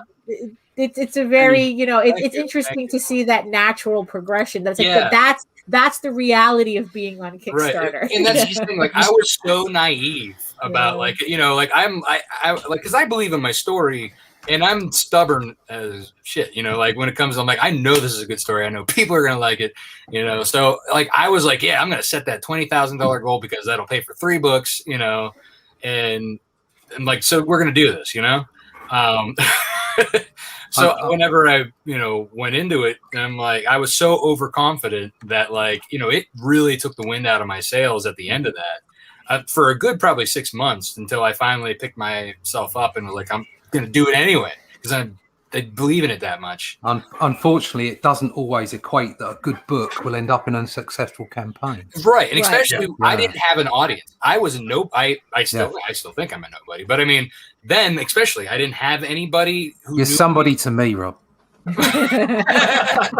thank you, Russ. I appreciate that. I wanted to Rebel Comics is the issue of taking the money right away. As far as Kickstarter is concerned, is people might go with my last $50, so not today, wait for next pay. He says, and then if they change their minds, you have to deal with refunds. The thing about Kickstarter is you don't need to worry about refunds. If the product does not make it, no one gets charged. I much prefer Kickstarter. It's more eyes on you. That's the thing. Kickstarter is the larger platform, but there's certain things that Indiegogo does that's better too. I mean, that's why, you know, there's no reason to choose one or the other. I mean, it's like the whole question with DeviantArt. I mean, just because someone is on one and you don't like that platform doesn't mean the work is bad. It's like just so there's no reason. Like I'm planning to finally do an Indiegogo for my Eagle Raven trade paperback, and I know, especially after talking a lot with Mike about it, and like what there are different strategies that I need to consider for Indiegogo, but it doesn't mean that one is better than the other. It just means that they're different, and you have to prepare your campaigns differently because of it. And it's just like shop, like, you don't just shop at one store. Like, I go to Walmart, I go to Target, I shop at Amazon, I go to Best Buy, like I don't just go to one place to get the same kind of stuff. Right. Like, for me, it's like I go to whatever's convenient where I'm at the time. Well, the other thing though is, and what we talked about before too, when it comes to the whole Kickstarter thing, is that we do know people have. Matter of fact, I think Mike was bringing it to my attention. Even about 2 weeks ago, we had a conversation on the phone, and he was saying, people are using the good graces of Kickstarter by going in with sock puppet account, maybe putting $2,000-$3,000 in their campaign. Oh, they know it's not going to fund, but it makes their numbers look higher. So they're able to say, "Oh, look," and then we never see that. We never, the buyers never see that, but they know what they did, and they're like, I look, my numbers look so much higher. I couldn't do that with my broker on Indiegogo. No, kind of sculpting their own. Or they're stuffing it hard. Or they get friends to do it. I mean, if I ask you guys to go make sock puppet accounts and just go put $1,000 in my account. That is 1, 2, 3, 4, 5, 6. I mean, we're not that kind of friends. This is as Rob mentioned, this is a moot point. Yeah. Okay. If you find yourself an audience, it doesn't matter which platform you're on. Right. You will be successful. Yeah, exactly. Plus, I know it's people who buy like YouTube views or YouTube subscribers or Instagram subscribers. Yeah. Like it's all like they have millions of subscribers, but they only have like 3 people commenting. Yeah, and you could do that. People are interacting and engaged in your content. Those are the true audience. And I know a person who went and bought a bunch of YouTube subscribers, and they were dancing like, I got 2,000 subs, motherfucker. But it's all meaningless. Well, the thing is, you're monetized, but then you didn't have to watch. They weren't monetized. They didn't have to watch hours. Right. And on top of that, those watchers disappear. Those subs disappear over time. The unsubscribes on its own hurt you more than the benefit of having it. But then that's why YouTube does the watch hours, because it's like, I guess it's to circumvent the people who buy the. So Marv, now that you have your pre-launch, you're getting ready to actually. So when are you planning to launch your campaign? I'm going to have only my vacations in August, but I'll talk to my boss to see if I can push back a little bit the vacations, because I wanted to launch it in about a month. Okay. The latest, about a month. Right. And considering like you've been working on this book for 2 years and you've been on the show and you've been seeing how the rest of us struggle with campaigns and what we have to go through. So what is it that what is it that you're planning on doing once your campaign launches? Like what's your game plan that you find yourself getting ready for? Well, as I said before, this is my first time, so I'll do it as I go. I want to learn as much as I can. I'm watching streams, I'm watching and reading stuff, and I want to do more videos about me drawing and publishing some clips of what I'm doing and my process. And I'm going to screw it up. I know that. But I want to play a video here. I want to screw up, but I'm going to screw up. But I think I'm going to do fine, because I've been fighting all my life, and I learn with my mistakes. So it's just another phase. It's like that's what. So and then it's like, and I guess of course the obvious question: what made you choose Indiegogo over Kickstarter? Because I had problems with Kickstarter. Yeah, I wanted. Yeah, I had problems when it comes to payments because with Indiegogo, every time I back somebody, I know the money that I have, and then I know what I'm going to have till the end of the month. With Kickstarter, that happens a couple of times that I don't know how I am because I forget about this book or that book, and then when my wife tells me, "Hey, what's this?" I don't know. Oh, maybe it's a book. Let me see. Oh, yeah, that's yeah. Yep. And it takes a couple of months, and you forget about it. So Indiegogo for me is better because I never had a problem when it comes to that part. I'll play the video here for you. Let's see.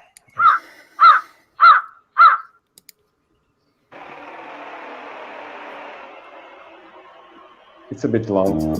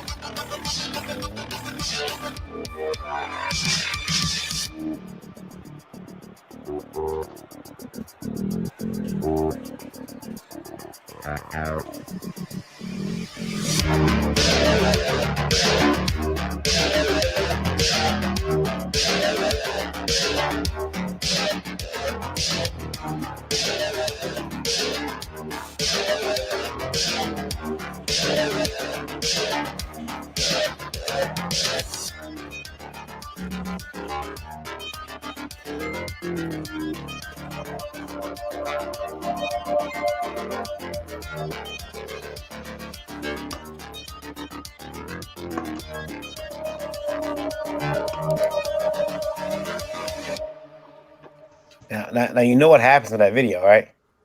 You know what happens, right?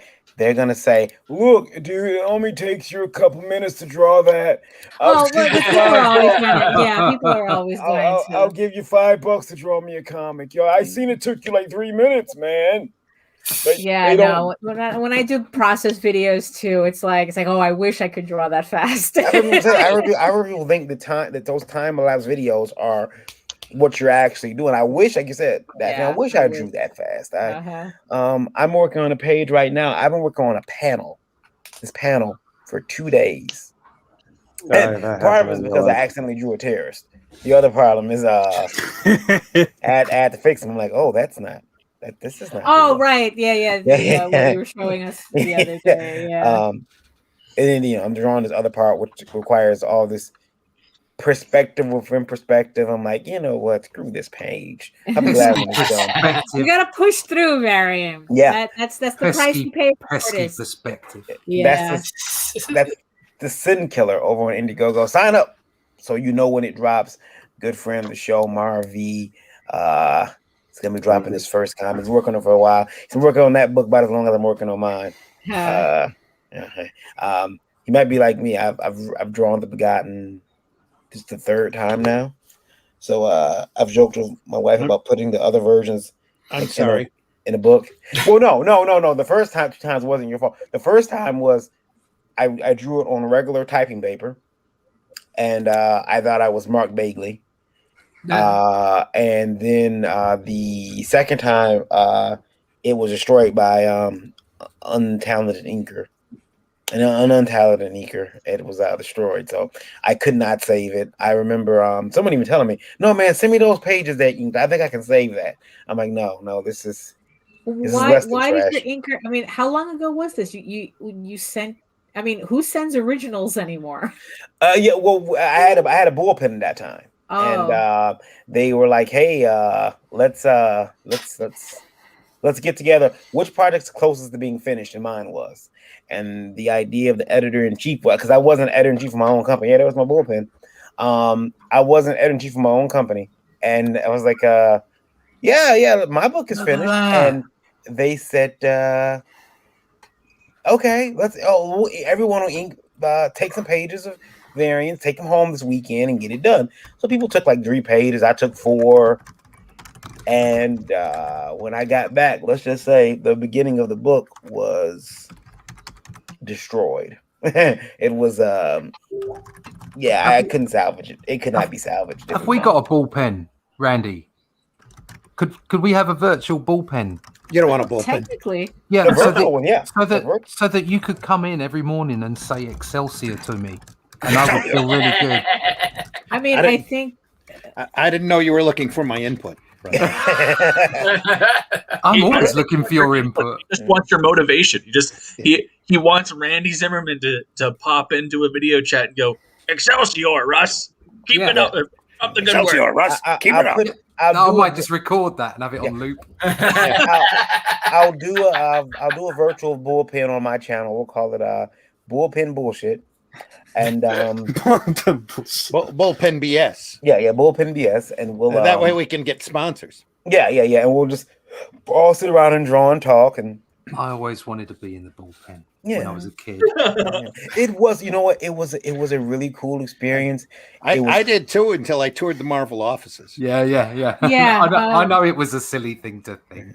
Because that's the one thing when we toured the Marvel offices too, it's like I was trying to get not an intern job but as an assistant job. That didn't work out because I made the mistake of bringing JD with me. I mistakenly brought my husband. Yeah, exactly. Yeah, and we were going just rushed into the middle of the studio and went, "Hey, how you doing?" And we were there's a unicorn right here. And we were watching people inking, like the bullpen, like they were passing pages to each other, and like not even 5 minutes after we leave that area, JD is like going, "Oh my god, that inker was destroying that artwork." It's like it was, Vinny in the house. Yeah. We had it was really cool having that bullpen the way we had it set up. It was nice being able to look over to I remember who sat where, but and I bought some more art desk in too, so we got a little more full than that too.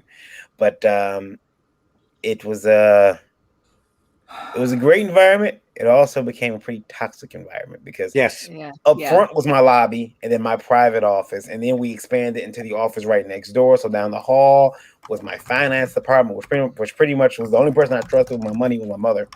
So she was at the end of the hall, and it was one of those environments. Who's typing? Jake. Oh, is it Jake? Okay, okay. No, he can't stop himself. Oh no! I'm like, is that?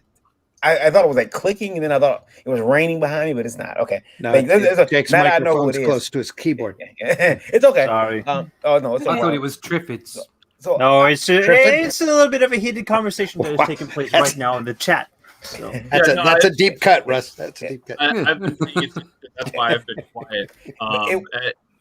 This is just ridiculous. Like at this point, it's one of these things where like people, there's an individual in the chat that kind of needs to drop it at this point. People are done talking. Oh, are you? Yes, please. Is there real drama? Is there drama in the chat? Yeah, are we fighting in the chat, Michael? After I told you to stay away from drama. After the old discussion, Eric Hawkins says that's the best part about Kickstarter: the forced interaction with the wife at the end of the month. My wife followed me because I backed so many campaigns, and she's like, "Oh, you backed another one?" I'm like, "Yes." Yeah. You know what? For me, it's like looking at the bank statement, going, "What book was that?" Holy Lola crap. has started backing books, and she doesn't tell me. So now we're running into the landing issue where we're getting the same books. Oh The no! landing. Yeah, I like that. I never had that issue. Yeah. And I'm like, what? She's like, did you back this? And then she's not up. She's doing dumb shit. I learned it from you, Dad. Yeah. She's buying, like, people are tricking her into buying issue 2s with no catch-up tier. And I'm like, what are you doing? Why do you have issue 2? Where's issue 1? How do you have an issue 2 without a catch-up tier? Who does that? Because these people, that's why they don't catch up. They're like, we're not gonna do a catch-up tier. No, it's issue 2, and it's like, we're not talking Heinz 47 here. Yeah, it's like there's no. And then how do you have issue 1?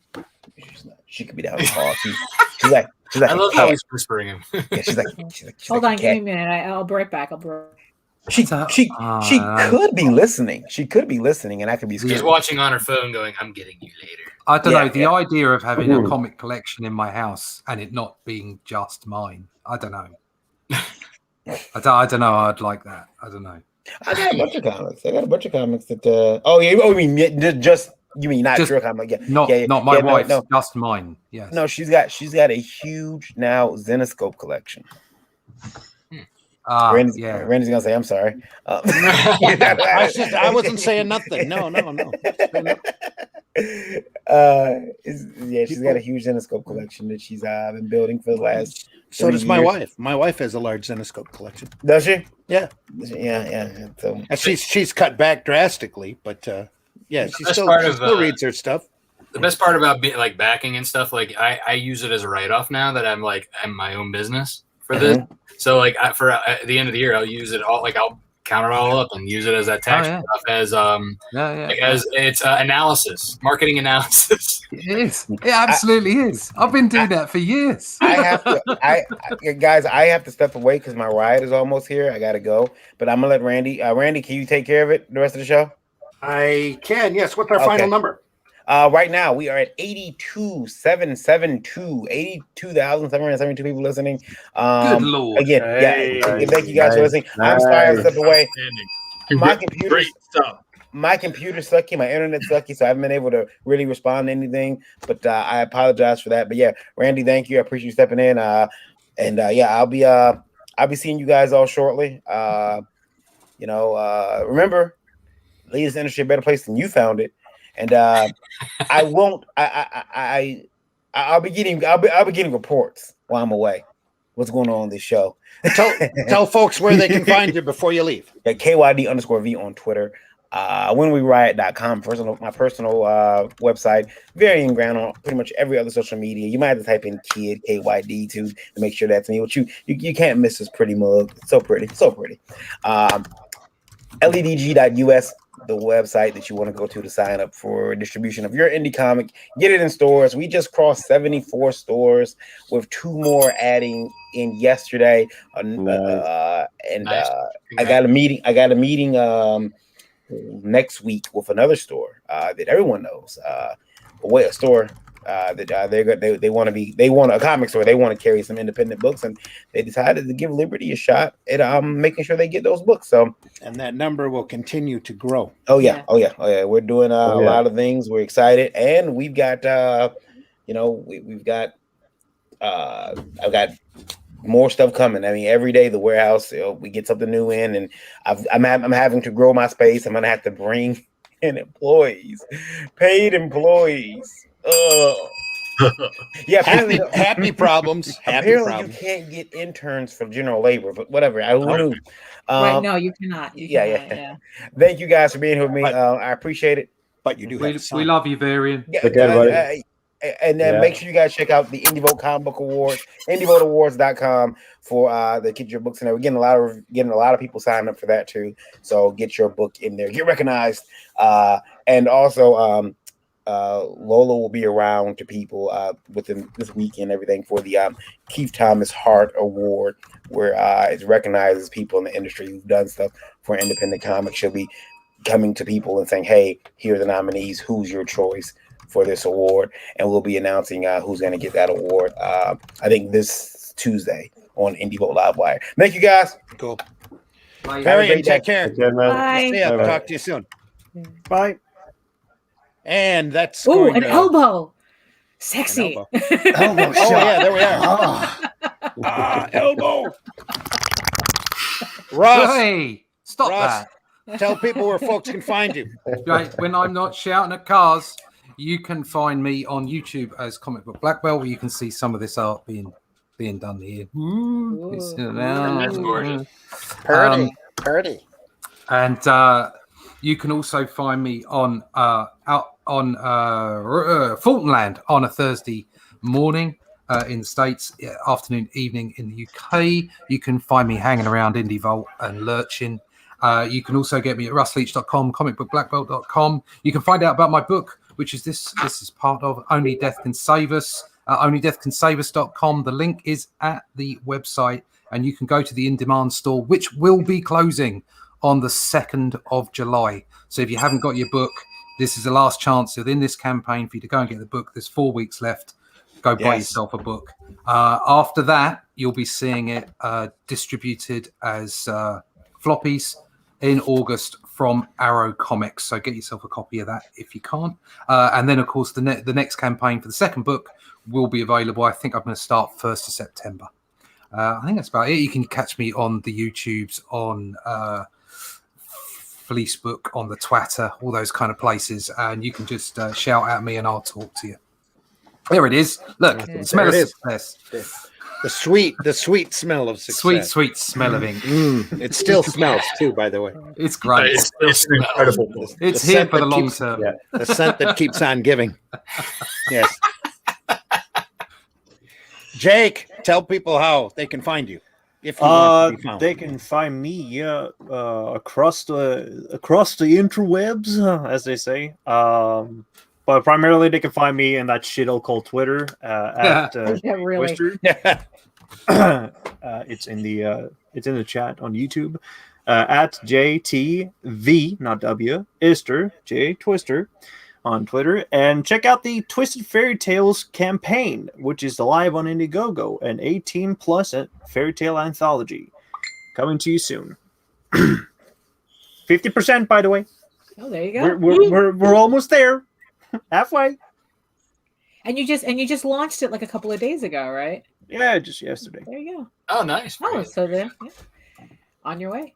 Well, it's not mine. It's the CG UK bargain bin. So I'm just gonna stipulate that it's not mine. I'm not responsible. It's just work for me. Okay. Don't come hunting you down. We're just sharing the love with Europe. That's all. Yeah.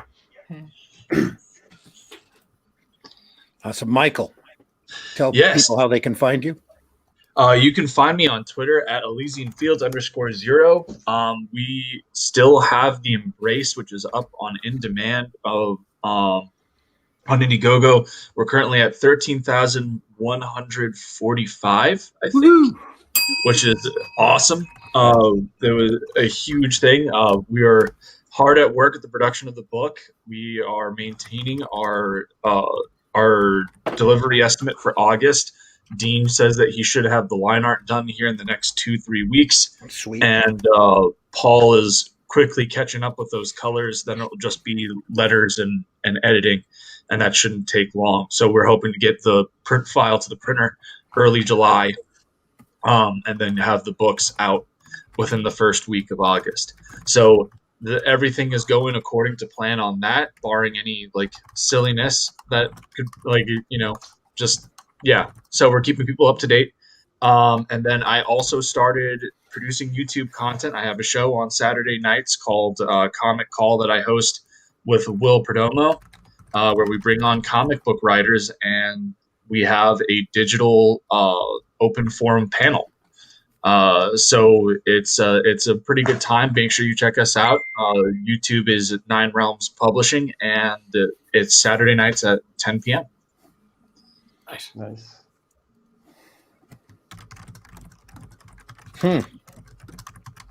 Great. Marv, tell folks how they can find you. Yeah, you can find me on Instagram and Facebook most of the time. Hashtag the Sin Killer Comic Book if you want to know more about my comic that I just pre-launched today on Indiegogo. So if you want to know more about John, Gabriel, and Michael, and just go there or send me a message and I'll be happy to answer you whatever questions you have about the book or the characters. Thank you so much for having me, guys. Oh, thank you. I mean, we haven't seen you in a while, so it's a pleasure having you on again. It's like we always need some kind of proof of life. Yeah, indeed. And again, that's the Sin Killer over on Indiegogo. Thank you. I've been watching the replays, so I'm keeping up with you guys. Oh yeah, so, yeah. We catch you in the chat all the time. Yeah. Rob, tell folks how they can find you. Yeah, so you can find me on Facebook, Twitter, Instagram at Lone Wolf Comics, and you could also visit my website, lonewolfcomics.com. And again, you can find the Kickstarter at lonewolfcomics.com/Nightwolf. That's the short, easy link to remember. Just type that in. It'll take you right to the campaign. And we only have 1 week left. Right now, we are at 16,205 with 380 Wolfpack members strong. Cool. So far, this is one of the better campaigns I've ran, and I appreciate everybody who's backed it so far, and welcome new pack members every day. So come join the Wolf Pack. And again, folks, that's Night Wolf issues 1 through 3, right? 5. 1 through 4, 1 through 5 on Kickstarter. Go over there and take a look. Daphne. Good. Thank you very much, Jake. Daphne, tell folks how they can find you. Sure. You can head over to my main portfolio site at eagleworks.com, where you can find links to all of my galleries and social media sites. But I mostly post to Facebook if you're into seeing sketches and current work in progress and dopey little doodles and whatnot.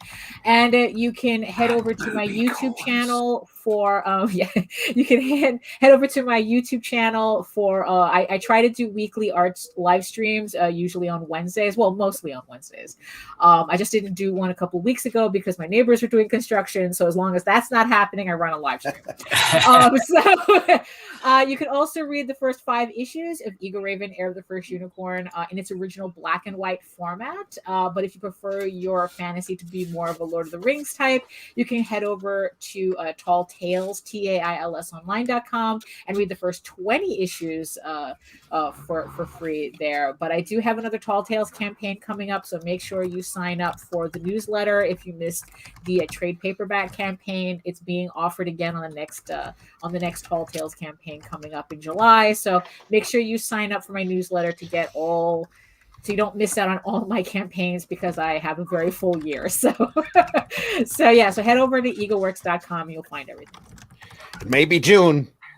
Maybe July. Just start. Yeah, maybe June, maybe July. Just haven't decided yet. haven't even begun to start the year. Really. Yeah. Actually, right. We are in June right now. We are in June. So definitely July. We're doing July. Fuck.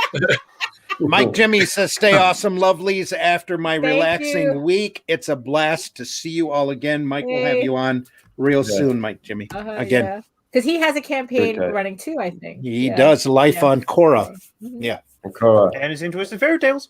Yeah. Yes.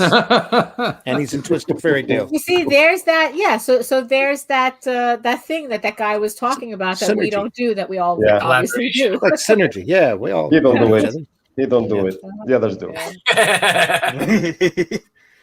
And I want to thank again all of our radio listeners, all of our guests, all the people in the chat. I especially want to thank our mod, in the chat, Joe, for keeping things civil.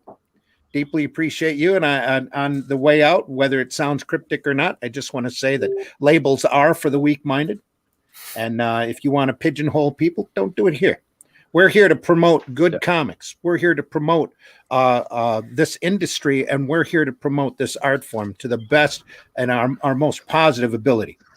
So if you want to go label somebody, do it someplace else. Don't do it. If I had a bell, Randy, I'd be ringing it right now. There you go. Yeah. I just want to work, man. That's it. Cowbell. We need I gotta get me one of those. Instead, I just got a hotel bell. I got a fever, and it's more cowbell. And again, thanks to everybody. Thanks for listening. We deeply appreciate you all, no matter where you're listening from. You can find me. I've been your co-host, I guess now your host, Randy Zimmerman. You can find me on Facebook. You can find me on Twitter every once in a while as Randy Zim. Look for Arrow Comics on Linktree. We have a Linktree with an Instagram, a Twitter, and a Facebook account that we're really proud of. You're going to be seeing a lot of stuff up there. I've been tied up working on a couple of different things and haven't been able to get the artwork up there the way that I want to, but that's coming. So I think you'll be happy to see the products that we got coming up, not just Russ's book, but a lot of other things are on the way. So really excited to get that to you and to show it to you starting in August. That'll be great through Liberty Entertainment Distributors. Again, let me throw that up really quick here if I can find it right off the bat. There it is. Boom. Right there. We also want to point out that we have a sponsor that anybody that's in the business might want to use. We have Gemini Mailers as a sponsor. If you go over to Gemini Comic Supply, and if you know what Gemini Mailers are, you know how important they are becoming to the industry to make sure that your books get to your backers in a safe condition. If you go over on GeminiComicSupply.com and use that coupon code VOLT10, VOLT 10, you'll get 10% off of your order. Oh, Anita and Meredith's Gremlins are in the ad. Yes. And we want to, again, point that out. We want to thank all of our other sponsors as well. Do go over to IndieVoltAwards.com and take a look there at the award show that is coming up like a steamroller real fast. This is an award show that we have put together. Varian's worked on it for a few years in order to bring recognition to the alternative and independent comic forum. It's not a popularity contest. It's a judged event by people who've been in this business for years, some of us multiple decades, and that will be looking at products and judging them on their merits, not on their popularity. So that'll be held at Dave & Buster's in 105 days or something like that. And September 18th, I believe, and we'll be streaming it here on IndieVolt and on Facebook and any place else that we can possibly put it on. So appreciate that very much. We are going to be back on our next show, I believe, is Pitches Be Crazy. No, that's Saturday. Pitches Be Crazy with Brandon. We'll be on, I believe that's on Saturday, where we have people come in and pitch their campaigns in the most unusual fashion that we can possibly think of. And then the person we think that did the best job, IndieVolt actually backs that campaign up to $50. So it's a fun, lighthearted show, and that's archived over on the IndieVolt YouTube channel. If you want to go back and listen to past episodes, you won't be able to get through it without chuckling at least a little bit. Mm-hmm. So, and then we'll be back Sunday morning. I'll be back. Daphne will probably be there Sunday morning for the Sunday Funnies program, Sunday at 9 a.m. Eastern time, where we try to put the fun back in funny books and talk about the more whimsical and lighthearted side of comics. At least we try. Sometimes the conversation goes who knows where. And then we'll be back Tuesday nights at 9 p.m. for the standard Live Wire program. That's where we really talk about the business that is comics. And Varian will be hosting that, and we'll be having on whoever we can grab for that. And then on Wednesday, of course, is the Geekgasm program at 9 p.m. that the Indie Princess Lola MCs that Daphne also helps on, and Nita and maybe Meredith and whoever else they can grab for hopefully comics from a more feminine perspective, and comics and geekery. So Geekgasm, that's 9 p.m. on Wednesdays. I think that's our entire roster at the moment. I'm not sure if Varian plans on a special issues on Sunday at 2:30, but if he does, it'll be very important. I'm not sure if he plans on one this week or not, but I know that we are working on a couple of great topical episodes that'll be coming up shortly that I can't wait to air. So that being said, we want to point out that there is a Roku channel for IndieVolt on IndieVolt TV, where we show we stream movies, wrestling programs, and your occasional podcast that might be a little too intense, shall we say, for YouTube to carry. If you're not following us on YouTube right now, please go over there, like and subscribe, hit that bell for notifications. Everything that we've done, almost everything that we've done, unless it's too risque, I guess you would say, is over there archived on the YouTube channel. So please go over there, like and enjoy. You can catch IndieVolt and IndieVolt Radio like the majority of people do all around the world through Google. You can get an app on Google. There's a Streama app. There's you can go to indievolt.com and hit a link over to IndieVolt Radio. There's, if you ask Alexa nicely, she might even play IndieVolt Radio for you. Whenever there's not a podcast going on, there's a stream of independent and alternative music up there that the Indie Princess programs on her own. We also welcome any kind of comment, even if you have to stay anonymous. We welcome your comments at IndieVolt Live at indievolt.com. Please include IndieVolt Live in the subject line, and please keep those emails to 90 words or less so that Varian can try to type them out on a card if he has time, so that we can properly discuss them and read them on the show. One last turn of the Bristol board. It's time for us to go. We appreciate everybody listening on our way out the door. We want to remind you of the immortal words of one Mr. Jack Kirby, who says, "Kid, comics will break your heart." And like Varian said when he left, please leave this industry better than in a better condition than what you found it. And we appreciate you all, and we shall see you again very soon. Any last words from anyone? Buy Indie Comics, especially ours. Yes, buy Indie Comics, especially ours. Look for Sin Killer on Indiegogo. Look for Night Wolf over on Kickstarter. Look for Only Death Can Save Us for a very short time. You only have a few more weeks to catch that in its original form over on Indiegogo as well. Only Death Can Save Us. The Embrace is also Embrace, also in demand. Twisted Fairy Tales. Twisted Fairy Tales. Don't let me forget anybody. What's your current campaign, Daphne? Oh, I have none at this moment. You have none. Nothing in demand. Nothing. No in demand. No nothing. I'm just shipping out books right now. Just shipping. Shipping. All right, everybody. Last minute comments. Good luck.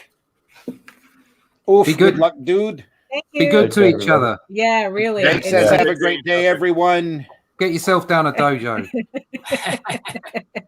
Stay healthy, everybody. We shall see Good you luck, soon. Jake. Thanks. Das Vidania. Nas Vidania. Ciao. As he said, looking for the ending here. There it is. Take care, everyone. See you soon.